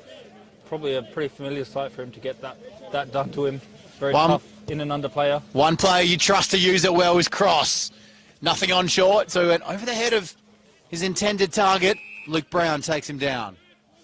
Again, we've seen him not really find a target going inside 50. I feel like that's been a bit of a pattern. They just bomb it in, hope for the best. There was a huge pack there. No one could take a mark. They do get a stoppage, however, deep in their 50. And now another one coming away of a boundary throw-in. We see Shock do this to so many teams. They lead by 5 or 6 goals and they put the pressure on. Then the other team they allow to have a bit of leg rope. They don't take their chance, and Shock rebound down the other end of the ground and stick the dagger in. Well, roles are reversed this afternoon with Teacher Gully up by 5 goals. They're letting Shock have a bit of leg rope. The difference is, with Shock being a top 2 and 3 team, you give them an inch and they can so easily take a mile. They got so many dangerous players. Just need to get it in their hands a bit more and take a few clean marks inside the 50. We've got a long way getting back in this match. They did well to get the first goal of the game. I think he missed actually, so no goals so far. Still the same as it was at half-time, 4 goals to 8. Living in the forward half for the Blues. Instructions coming from the bench. Clayton Simons just double checks what the assistant coaches want. Advantage available to be taken, but smartly held up. Cross. See something he likes immediately, and why wouldn't you go that way? Carlotto was all by himself, but for a split second, the Gully defender closed in nicely. The body contact was on, that's all it took, the ball to spill free. Away Gullies go, and can they break like Shock often do to their opponents? It's been locked in the forward half for Sacred Heart. No addition to the goal tally. And now, streaming forward if it gets over the back, tape is in 40 metres of space, but the ball doesn't behave itself for Robinson. And the defensive triage arrives right on time. They were on the cusp of breaking. The umpires found a free kick going the way of Gully's here. Might have been a last possession decision. We'll check that for you on the Sport or replay screen. Short kick, Robinson. It's a one-on-one contest, hands to it, couldn't pull in the mark. And now it'll be a ball up in the most dangerous position you can get, 30 around, slight angle. It's one of the first times they've gone forward to Gully, trying to make the most of it. They've locked them in their 50 nicely in the first half, trying to do the same now. That free kick on the boundary moments ago for high contact. A few repeat stoppages now in a row, and Gully won't mind this, just killing a little bit of time, but also in a dangerous position for them. Robinson found himself over the footy, won the free kick nicely. It's been thrown up, 20 around from goal, really dangerous position for the Blues. Has he dived on that footy? Umpire says he had it before going to ground. Smart call. Ball up. A lot of congestion, probably about 90% of the players in that pocket of the ground. Tap nicely to try and find a bit of space, but again, wrapped up. You've got 75% of the players locked inside that forward 50. A couple of one-on-ones and a Tea Gully loose man 100 metres behind the ball. If it was to break quickly for Sacred Heart. They've pushed number up and now they return to a one-on-one behind the footy. He's about 10 or 15 metres off his direct opponent. As Karkiro pushes further forward and Tea Gully do push that loose man, Luke Brown, back behind the footy now. At the source. Tappin, quick clearance, Zach Mackay. It's worked so well in the first half, that quick clearance kick. And it might work again now. Handball off, Persnos has 4, and he's put another one through!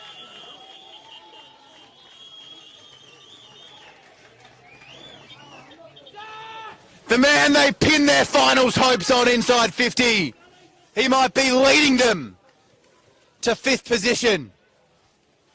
Huge play there from Persnos. We know how good he is, how tricky he is. He almost does better when the ball's in the on the ground, and when it's not a set shot, he just knew where the goals were very cleverly and very trickily. Just ran onto it and snapped it round and found a goal. Very important goal.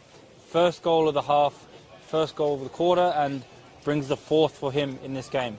Around the grounds, Broadview have closed in on St. Peter's.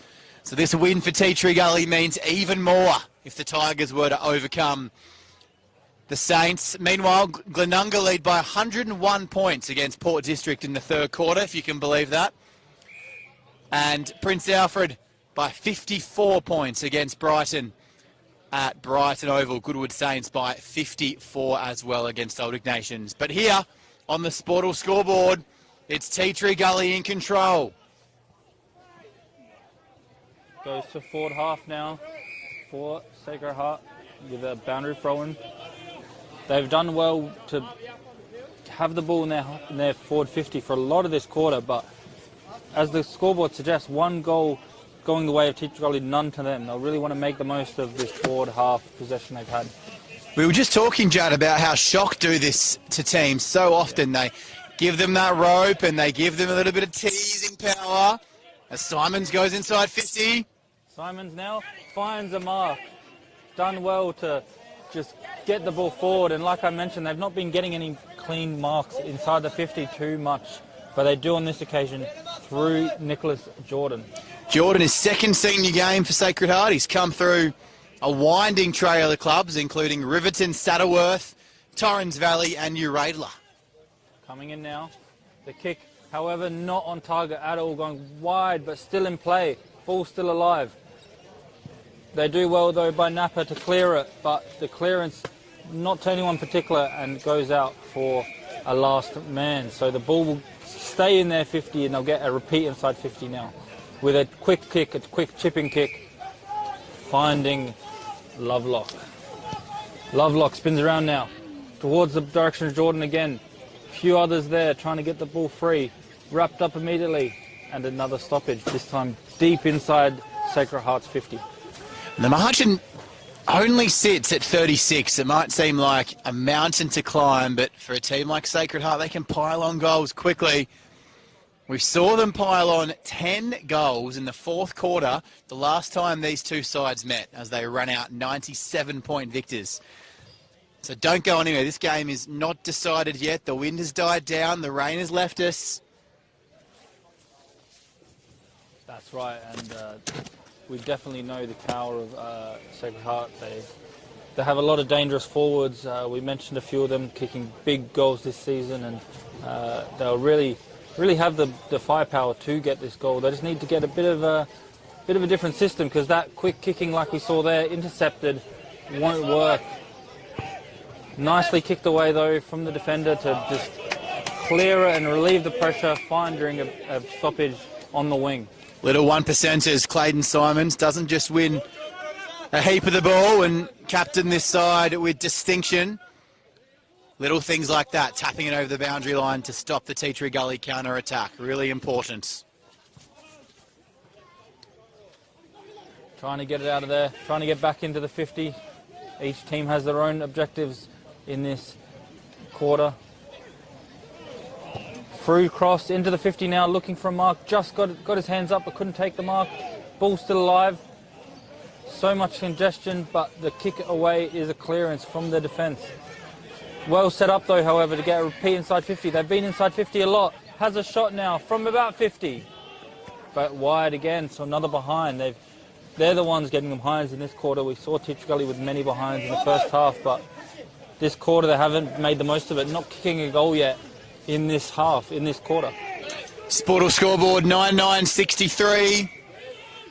Tea Tree Gully 4-4-28. Sacred Heart Old Collegians. Lead stands at 35, and the next goal here, crucial for the outcome. Lovelock, ground level, tackled down and well worn. Like an old coat in winter by Zach Mackay. Put him on, and he didn't take him off. Colotto and Penny.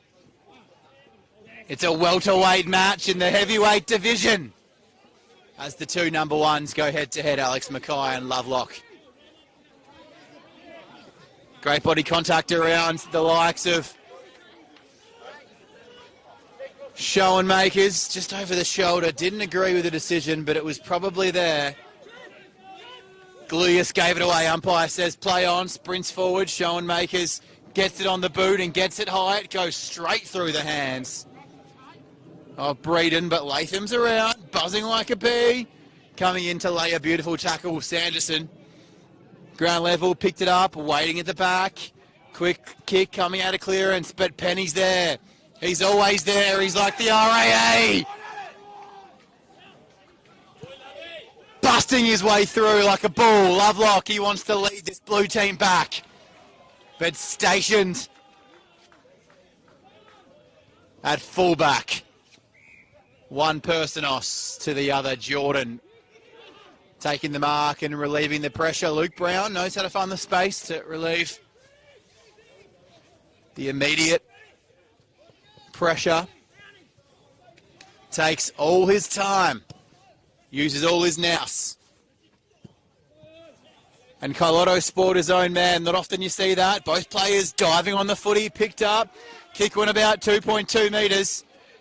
Got there first. Was he tripped up as he tried to break the clearance? Gee, Zach Mackay has been good today. And Alex Mackay, I tell you what, he's been just a little bit better. I think he's leading the Archies run for player of the game, as that kick is flirting with danger all the way across goal. But Seb Carish stationed where Jordan Personos was roughly about a minute ago, and relieves to the outer wing.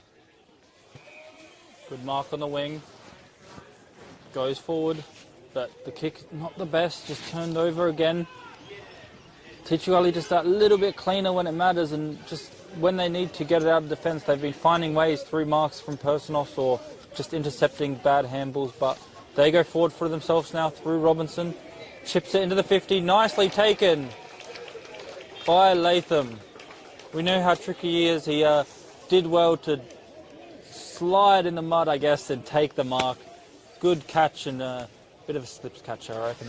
Latham 2 on the day, so 18 for the season. The one club man A real Tea Tree Gully stalwart, and interestingly enough, Tea Tree Gully have 7 double-digit goal kickers, so a real wealth of talent in their forward 50. Yeah, they don't have that one big target. They just all shout around, but that kick, not good with an out in the full. So just more of the same from Tea Tree Gully that I thought they fixed up a bit with that first goal of this quarter, but that kick just out in the full, and really need to make the most of these chances just to keep that lead to a margin. It's still a good margin, obviously, now with 36 points, but just trying to keep them away, keep them at bay. They've had a lot more shots, 18 shots to 8 this whole game, and not made the most of it. 9 goals, 9 behinds. You just know Sacred Heart are going to fix a couple of things, whether it's sooner or later. And those little 50-50s that just aren't going their way at the moment will start to click. And there's still a quarter and a half, and if you keep them in the game and you keep them interested, well, it might not end well. And the Red and Blacks, they've had them under their nail, but they're just not squashing them down.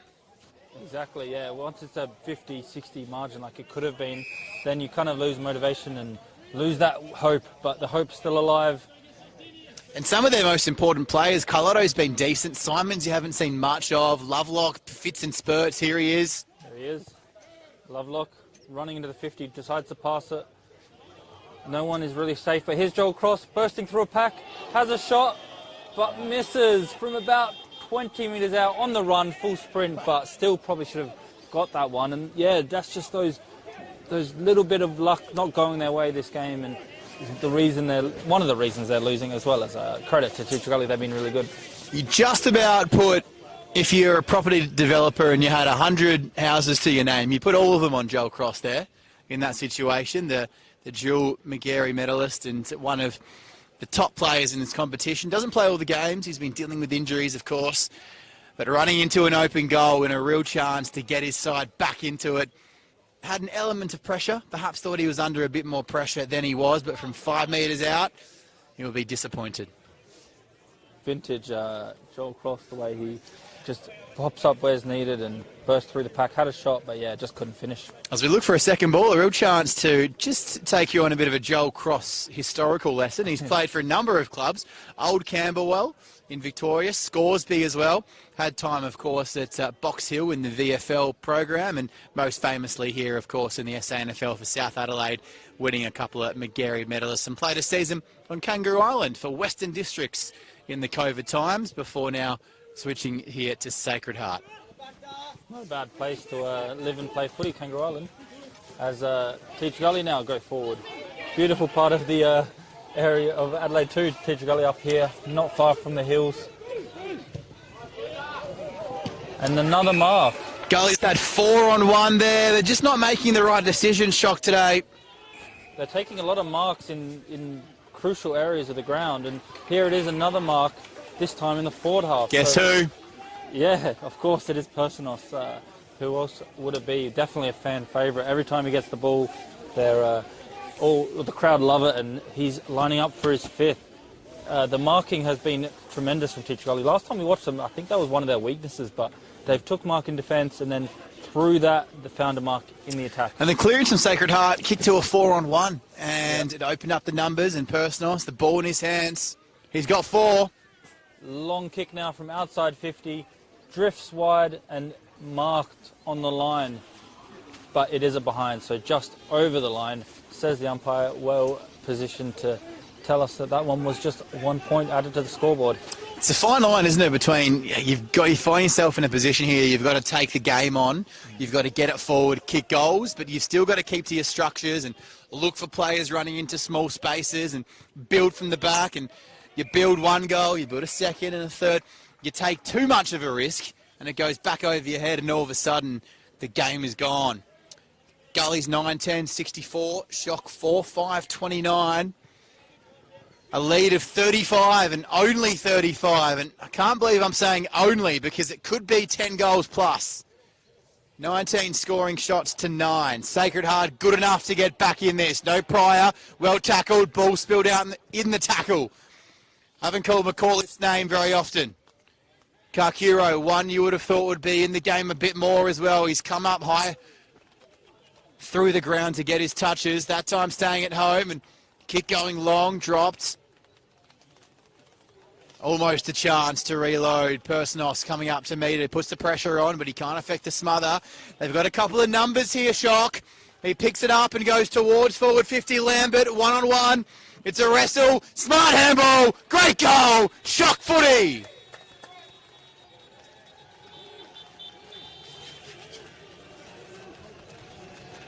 And we mentioned a big busload of travelling Shocks over behind the scoreboard, and they haven't had much to cheer about. But a couple more goals, and they're making a bit of a racket now. One goal, but every comeback starts with one. Exactly, and really well done there. They kind of finally were a little bit more cleaner, and that was the reason they got the goal. A few of the big boys getting involved, two of the star players. Joel Cross with that beautiful handball over the top. We've seen him get an assist earlier and gets another one now with that nice handball. And Kyle Lotto with the finish. Getting him involved in this game will be definitely a key to getting back into it. If they come back and win this, Joel Cross will be top of the tree for Sacred Heart. Just those little things, those small handballs, those ground ball gets, 1%ers. He's leaving everything out there. He wants this victory. Is Sacred Heart now again lock it inside forward 50. It's only a goal and the margin still beyond 5. But you just get a sense that they're on their way back.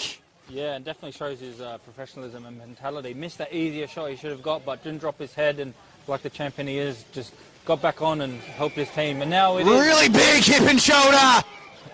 A huge hip and shoulder, giving away the free kick. So, gee, Jad, you just like those to be called play on. Yeah. I reckon there was no high contact, didn't fall on anybody's back. You just like those ones there to be play on, but the umpire just deciding to calm things down. Yeah, it was a very 50-50 ball. Even the bump was a 50-50 contest, and but he did go the way of Teacher Gully, which could have went either way, to be honest. So Teacher Gully get a bit of luck with that one, but now switching the play through Luke Brown, Zach McKay, Pennies run hard for a big guy, finding that little bit of room. They decide to not go there and chip it even wider to Luke Brown, who the kick originally came from. So run well to go wide onto the wing. Looking back on the Sporter replay screen, it actually was a decent decision from the umpire. The Sacred Heart player did come in and make contact below the knees of Luke Brown. So I didn't see it in live time, but that's the beauty of the Sporter replay. And Teacher Gully going forward again. And just when you thought Sacred Heart had climbed back onto the rock face, Peter Pertaringa just spins around and gives you a bit of a smile and says, this game is ours today. Yeah, whoever shot outside the 50 again, we saw him have a kick earlier that probably made the distance, but it was a bit off target. Looking to fix that up. Colotto with the last. Shot just fell about 2 metres short. Pertaringa's hands on head like he was surprised, but didn't give it much flight. And it just sank like a submarine. Sportal scoreboard. 9-11-65, 5-5-35, a lead of 30 points. Gully's led by 31 at half time. So in the space of 28 minutes, we haven't gone anywhere.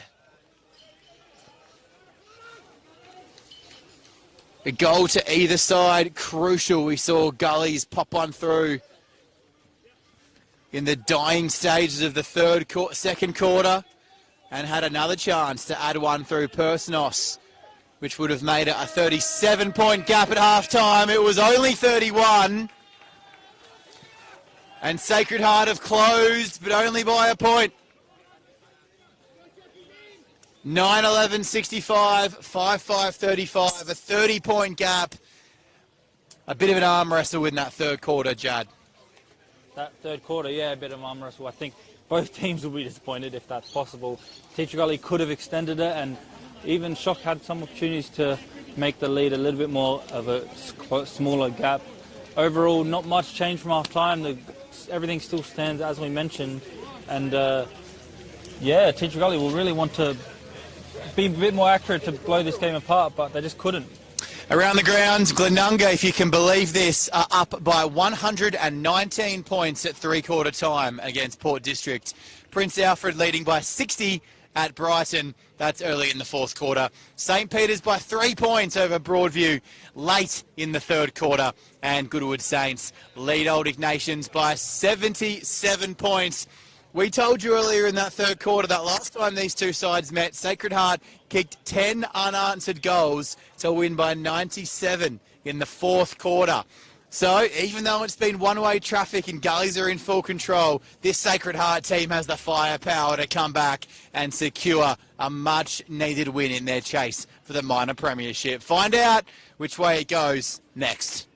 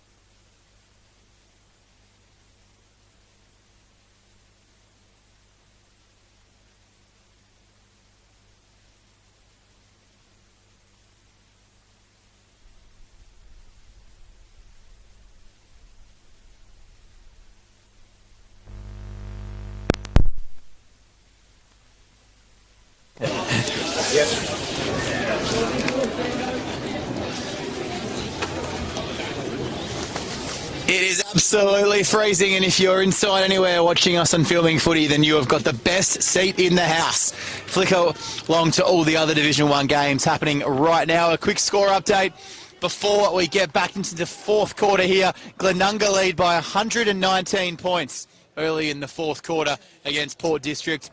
Prince Alfred by 60 at Brighton. St. Peter's by 3 against Broadview. So that's the one to watch. Flick over there if you want a nice close encounter.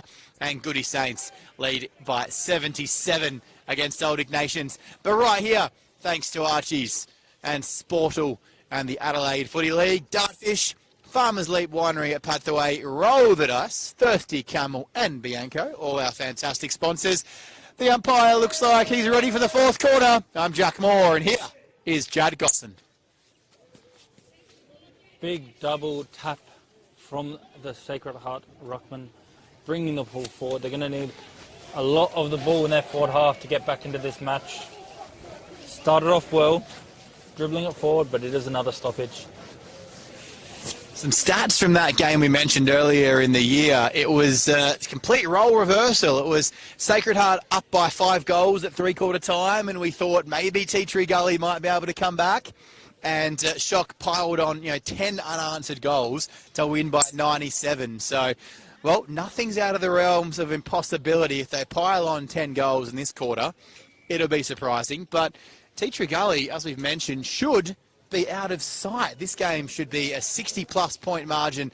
They've made the mistake of keeping a premiership contender in the match, and that could be a deadly one if they manage to get a couple of quick goals. McAuliffe running off half-back, one-on-one. Kailotto just needed the bounce. The ball didn't agree with him. Otherwise, he was in. 40 metres of space, unguarded territory. Slips right through the hands, and the jaws of life close in. Beautiful tackle from Kakiro. That defensive forward pressure. He's not only a goal kicker. First goal of this quarter, if Shock are to get it, you're going to hear a bit of a roar from the bench next to our commentary position, coming through and piling his way to the ground, Sammy Laub. We've mentioned, Jad, a couple of men short already. Sacred Heart would be a resounding confidence-building victory on their charge to what could still be a minor premiership. Cross, he's got one hand pinned behind his back, and that is excellent umpiring. No prior opportunity. He made a genuine attempt as McAuliffe gets ridden into the ground. And they're going to need a shovel to get him up. He's got to his feet. Excellent tackle. And fortunately for him, the head didn't quite hit the ground. It was a pile driver. Yeah, big rough tackle, but in the rules, and it's part of the game. You're right, the first goal of this quarter is going to be crucial. Either way it goes will be huge. Here's McAuliffe, done well to get up and have his kick there. The ball is soccer kicked by Gully. It's a race. And now Latham knows what he's doing. Another soccer kick, third in a row, really taking on and being inspired by the material. Really, really great umpiring. But good umpiring there to find the free kick and knew what that player was trying to do, and it was against the rules. Something so small, Jad, but something like that could be a play of the day. Without diving in for the footy there and stopping that break, Latham was in 40 metres of space all by himself, and a really, really smart play to get in, get down from Tom McDermott and win himself a free kick as we see an injured player on the outer side. Yeah, holding his ankle or knee, never good to see. In a lot of pain, rolling around the physios and the trainers. They've been busy, unfortunately, today, and they sprinted out. Hopefully he'll be okay, but doesn't look like he could take any part more in this match. Just a little bit of a, yeah, they're helping him walk off the ground. Just looking like on the outer side, it could be Ned Brooks, unfortunately, who's gone down. Yeah. And he's being helped off straight across the boundary line. Umpire being in a common sense mood, and Nicholas Jordan runs on and runs straight to full forward. So a bit of a restructure for Sacred Heart as he makes his way around to the bench. Yeah, they've got a bit unlucky with those injuries. They'll be the third player now that cannot take any part. So one on the bench is never easy, especially away from home in this type of conditions.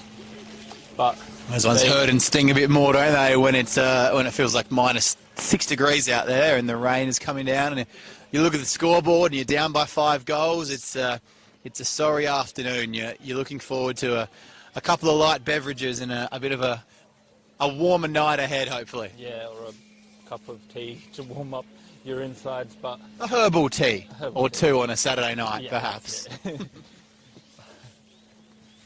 So, bit of lull and play as we're just getting underway after that injury. Just shows this Adelaide Footy League, especially those top positions.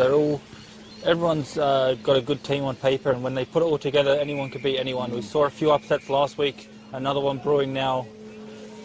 Been saying all season with St. Peter's even, they're capable of really great quarters, and last week we saw them put together 4 to clinch a really great win at Goodwood. As handball out of the ruck by Penny went the way of Mackay down towards a couple of one-on-one contests and chasing after it. Boundary line wins and beats Latham, and they're doing so the same. St. Peter's today against Broadview. We'll bring you up to date with some live scores.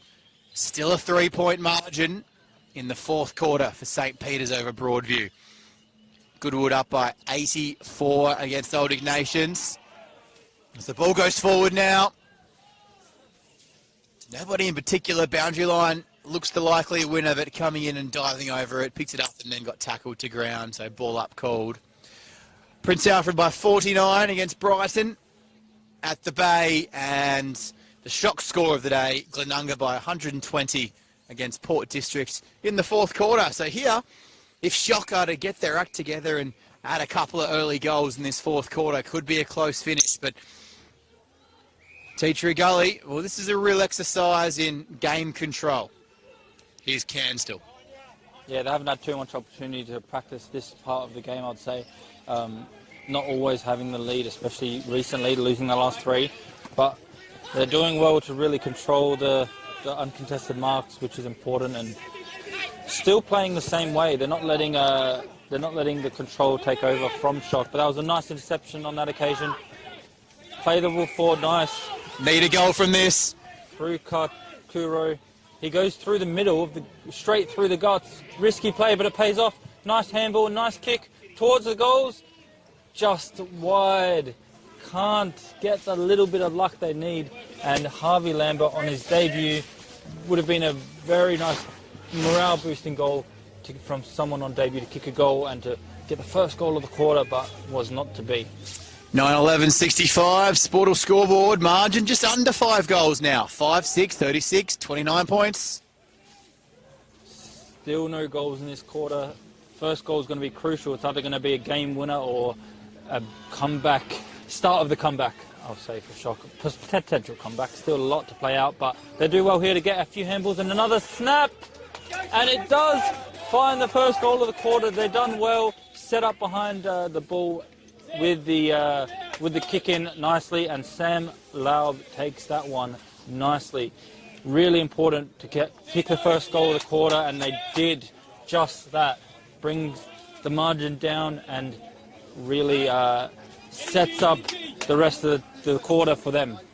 20th goal in the season for Sammy Laub, and we see Teacher Gully. You mentioned it, Judd. They're not used to being in this situation. They're not used to being in control of games. How do you take time off the clock? How do you look for those short options while still trying to attack? Because the lead they had at 5 goals was far from a game-winning one, and now the lead they have is under 4. And we're back in the middle. Next goal for Sacred Heart, and we throw a few cats amongst the pigeons. Real clearance coming out of real contest, but Joel Cross a step slow, and he couldn't help the clearance go the way of Teacher Gully. It's inside 50 now. Would be a real punch in the guts if they would answer. Right back. Hands in the right position to take the direct opponent out of the contest from Mackay. Umpire says throw it in. Would have been a real heartbreaker. Shock got themselves a footy in this game. 23-point lead. A goal here would undo all the good work of the first 9 minutes. We've just ticked past that. Fourth quarter, Kailotto tries to take it out of the ruck. Friday, his equal number, does well to hold him. And the tackle at ground level. Dangerous spot. Gullies 30 around from their goal. Slide angle. Umpire brings it back into the middle of the ground. Coming through, can't collect it. Cross on the boot quickly from Rankin. Haven't called him much. Jaffa running off half back. A speculative kick towards the teeth of goal, and the right result for Gully. Boundary throw in, repeat stoppage. Yeah, you're right. Just locking it in that 50, trying to not only use as much time as possible, but also getting a chance in a dangerous position with this boundary throw-in. Punched away by the Sacred Heart Ruckman, but not far enough. Still around it is a lot of congestion. And another stoppage deep in their 50, so the ball really not moving too far and just getting those repeat stoppages to try and find a way to goal. They do some nice quick handballs, but couldn't get a kick away as the clearance comes now. Nowhere in particular. They're set up nicely behind the ball. They have all game of Teacher Gully and don't let it out the back easily. And they'll get another, the umpire will throw it up again, this time on the edge of the 50-metre line. So they moved away from the most dangerous deep areas, but still in the forward half of the ground, and their quick clearances are not working from Sacred Heart. Saw coach Justin Machota just try to push Joshua Spence behind the ball as a loose man, and Shock have manned him up straight away. So it's all one-on-one if they go forward, the Shockers. Bruin does well to try and get the ball away against Alex McKay. A few of his teammates running in, helping him. But again, just more stoppages in the forward 50. They won't mind this Teacher Gully. They're getting a lot of time wasted in dangerous positions, and with a dominant ruckman like Penny, it's always not a bad thing to have some stoppages. They're cleared out now, but again, set up nicely are Teacher Gully. It is one-on-one, however, and they do find the kick forward. Bit of a foot race now, just over the top of everyone.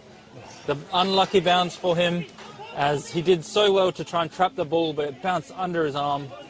But the rush kick, nearly taken down the line by the big ruckman, but just couldn't. Really a big arm wrestle now, but the kick off the side of his boot by Martin, very unusual, and it is out on the full. The call of quick, they've got to move it on. Not even halfway through the quarter, but ticking closer to that now. Took 8 minutes to find the first goal of this quarter, so probably a little bit too long than they would love. Rankin long, Jordan handball, Kakuro, they're coming back! Here they come! Goal out of nothing! 5 last time they played, Kakuro. That's his third. And if they're going to get back and take this, you dare say he might kick 5 or 6 again. We've been talking about it. Teacher Gully should be out of sight. They've kept Sacred Heart in it. The margin always around that 4 or 5 goal mark. And there is plenty of time. We've just ticked past 14 minutes in this fourth quarter. Sportal scoreboard 9-11, 65, 7-6, 48, 17-point lead. Free kick, Teacher Gully throw. Just takes the pressure out of the can. Huge goal, huge moment. They're just very dangerous player in general, and he just somehow found a way to kick the goal. I'm still in a bit of shock with that one. 2 goals to none in this fourth quarter, and Teacher Gully clearance now. It's at a mark where just 1 goal for Gully and it would just calm the nerves. It might just win the game. Yeah. But they can't find a way past 40 out. Oh, no. Shock look full of life and full of beans. 3-on-1, Jordan, he's battling 2 out there and he's doing beautifully to harass and chase and corral, but the kick comes the way down the wing. And a light round of applause. The golf clap as Tape took the mark and led it towards the boundary line. And it's going to be last possession. Umpire Chris Rash sprinting in, well awarded. Down the wing is the answer. Kerr short. See something he likes was the 1-2. It was the plan. It worked perfectly. McAuliffe, geez, ruined all the plans. He's popped it out of bounds. And lucky for him, it was just on the line and touched over. The shockwave. It's building. They really want to make the most of this forward half stoppage. They've been more clinical this quarter, 2 goals to none, really looking for a third, really looking for a fourth even. Just the way they've been playing this quarter really suits them getting goals. As you mentioned, the goal from Teacher Gully might be the nail in the coffin with not only on the scoreboard but also with just the confidence and mentality. It's a very mental game, especially this late on in a game, a hard-fought, contested and rough game like this. Joel Cross tries to run through the pack, but is caught.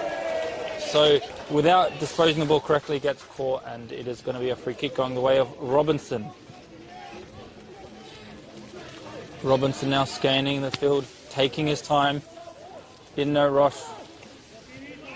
Clear holding the ball against Cross there, but you got to take it on. You got to hand it to him. Picked it up, tried to bust through 3 or 4 red and blacks, couldn't.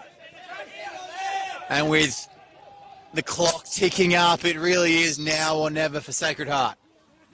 Spittle was calling out for ages and does eventually go towards him and towards us, as it is a boundary front right in front of us, in front of our very brave cameraman Rohit in the rain most of the day.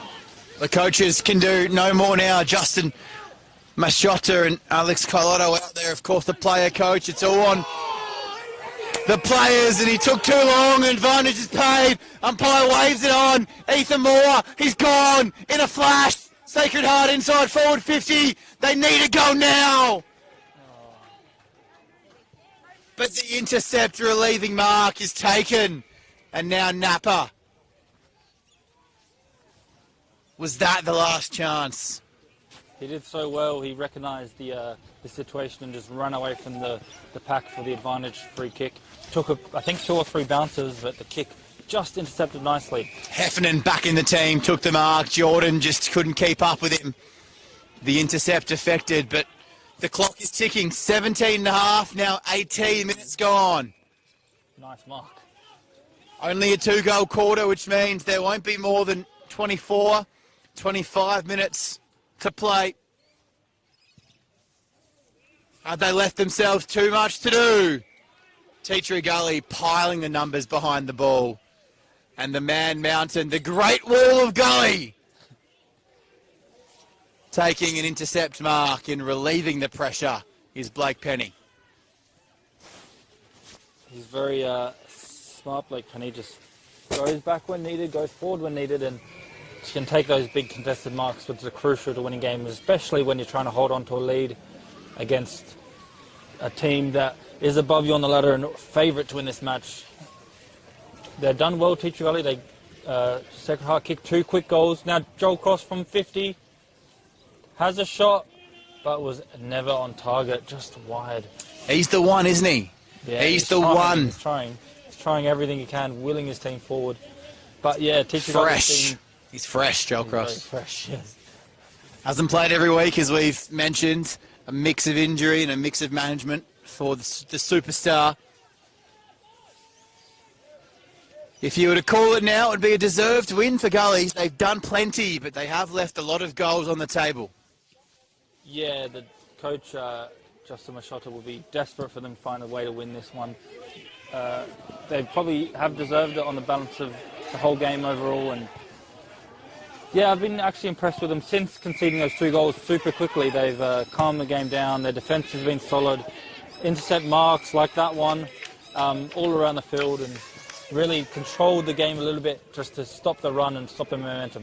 Just a tired kick. Conditions like these, it's heavy ground, that kick. You could just see he was just a bit tired. It faded. He had 3 or 4 free teammates, but the Gullies defender got back, read it well, and they take a couple of minutes now off the clock. Really smart from the Red and Blacks. We'll bring you an update from around the grounds. We'll do it now quickly. Oh, there's a bit of a lull in the proceedings. Glenunga by 131. We'll forget about that one. Prince Alfred by 90. But the one that matters for Teacher Gully is the St. Peter's and Broadview result. And it looks like St. Peter's is still in front, up by 3. And Goodwood Saints have taken care of Old Ignatians by 104 now. We tick past 20 minutes gone at Pertaringa. Sacred Heart still need 3 goals for one of the comebacks of the season. This forward foray must result in one. Cross. He's taken the game on all day. It's not his fault if they lose. Umpire on the wrong side of play. He got taken across the shoulder and the neck, but he couldn't possibly see it. So it's a ball up. Directly in front, 40 out. Throws it up, offers it up. Noble took it, but Gullies are defending stoutly. They've pushed all their numbers behind where the ball is, but a free kick. Just too far out. Screaming for it on the far wing, McCall. If he can't quite get the leg to go, it's going to fall short. Jordan's there. Came from 4 deep, and the boundary line wins the day, does it? Might be a last possession free kick or a behind. It's crossed the behind line. Still a 3-goal gap, and time is running out. They've really pushed a lot, attacked a lot, Sacred Heart this quarter, and been good. They have missed a few ones that they could have got and would have been a totally different game. Teach Gully look like they have done enough to hold on. They're really pushing and trying, and very tough afternoon. But if they can hold on, and with Broadview losing, it could be a huge result in the context of this season, and really almost assure them the 5th spot that 3 teams are fighting for. Now through the middle, they get the handball over the top. Robinson, McKay, Spittle, a lot of the really common names. But the kick is a little bit rushed and well intercepted by Karish. You mentioned, Judd, a massive win. It's gone final. St. Peter's have beaten Broadview. So that's a huge result in the battle for 5th position. And Tea Tree Gully could put themselves a game clear because Brighton are also losing. Kick quickly into the 50, over the top of everyone, and kicks the nail in the coffin. Pertaringa with his 5th goal. They done the classic Tea Tree Gully way for that goal that we've seen all afternoon. Intercepted mark, played on quickly, handballed it to the running teammate. Long kick, and Pertaringa there to finish off the work. The ball travelling over everyone, and he was smart enough to read the ball, read the fly of the ball, and take the easy goal in the end. But the 5th for him, and you'd say the nail in the coffin of Sacred Heart as Tea Tree Gully look to be secured a very crucial and big upset win. They are out of sight now. Margin extends. And as the clock ticks towards 24 minutes played, it's gone past now. Sacred Heart have been valiant. They've come back. They've made an effort. He took the game on. The crowd love it. Bit of cherry on top. The Tea Tree Gully performance. It's had echoes of premierships past. A team very much different. But a worthy performance and a landmark day in the race for that 5th position. Brighton and Broadview have both lost, which means Gullies will go a game clear in 5th position at the close of play. And why not add a bit of percentage? Should take the full time he can here. Kill the clock and try and kick it. Latham already with 2. Smartly. And backwards. Just to take a bit more time off the clock, it's Martin. The runner goes out. The coaches know, the players know this game is done. And the short kicks, plentiful now, taking the time off the clock. Spence. 10-11, 71. In truth, Jad, the margin should be greater had Gully's taken more of their opportunities in front of goal. But this is a win that I don't think any of us predicted coming here with the way the form lines of these 2 teams had been coming into this match. But it's a win that, as we've said, will shape that 5th position. One more final inside 50 entrance and one more clearance. The resistance, it's almost broken. They're on their way to finals, but today is the day of the Gullies. But they weren't able to sign off with one final goal. Had to spoil the party there. Literally. Sportal scoreboard, it might be for the last time as the clock ticks towards 26 minutes. 10-12, 72. Tea Tree Gully, Sacred Heart, 7-8-50, a lead of 22 points. And this one is in the back. Yeah, we talked a lot about this result in terms of what it means for Tea Tree Gully. For Sacred Heart, it means they fall even further behind from those top 2 spots. They were really pushing, and probably the informed team of the comp coming into that battle. As Personals tries to add another one, but just couldn't. They're dancing on the grave now, aren't they? But yeah, Sacred Heart will be disappointed. They were favourites for this match, came into it looking to try and get those top 2 spots, the home finals, those kind of positions on the ladder, but now will just fall behind the rest after the other 2 on top of them get the wins, Glenunga and Prince Alfred. And Aftershock won this corresponding fixture by 97. It's pretty much a 20-goal turnaround from that day. So not sure you'll find a bigger turnaround in results in the Adelaide Footy League, or any league for that matter, this season. Sets it up nicely if these 2 play each other in finals, 1 win each. It's always a possibility, of course, if they both look like they could be making finals with this result.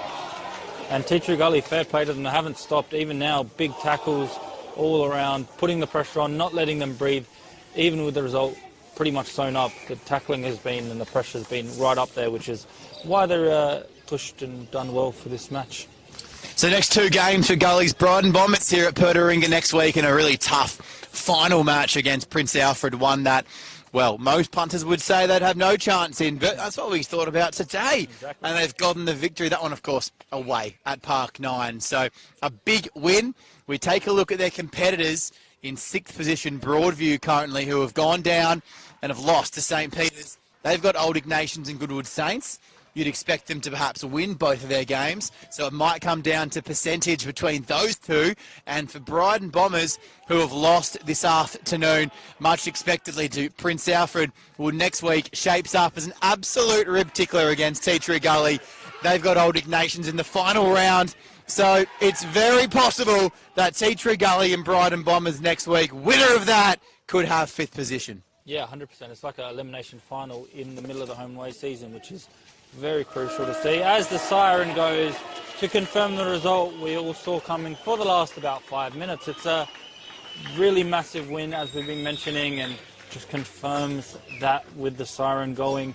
Huge game next week here at Tea Tree Gully. The home crowd are always up and always about. They'll be super happy with that result. I'm very much sure of it. And as the game closes now, a lot of the ladder and a lot of the competition will be wondering what happened and how it affects them in this quest with only a few weeks left in the season.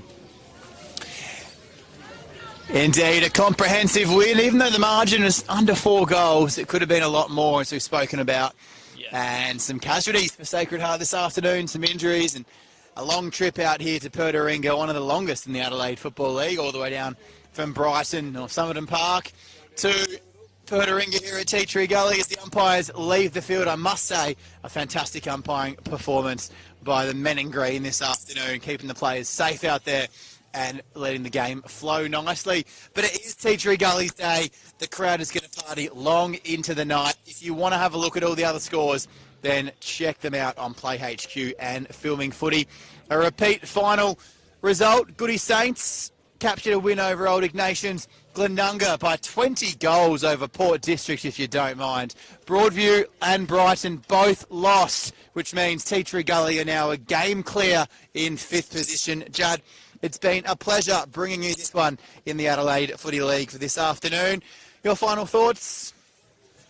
Yeah, it's a big result in the context of the league. The whole ladder looks a little bit different now thanks to this result, with just the points differences really being crucial, and good hard-fought match. As you mentioned, Tea Tree Gully could have won by even more in the end, but it was not to be. And Sacred Heart, good effort to come back at the end, but again, Tea Tree Gully did well just to stop the momentum. And as they get clapped off here, the crowd loving what they saw, and really sets up the final 2 games of the season very nicely. Led beautifully and always by Blake Penny and Chad Showermakers back in the team. A successful day at Tea Tree Gully for the men's senior outfit. Next week, with 2 weeks left in the regular season, a blockbuster right back here as Tea Tree Gully battle Brighton Bombers for that 5th spot. St. Peter's host Sacred Heart, who look to bounce back with a win at the Caterer Oval, but St. Peter's all of a sudden find themselves in some form. Old Ignatians take on Broadview, Glenunga and Prince Alfred in a battle for that minor premiership, and Goodwood Saints Port District in the final match of round 17 next week, with finals just around the corner.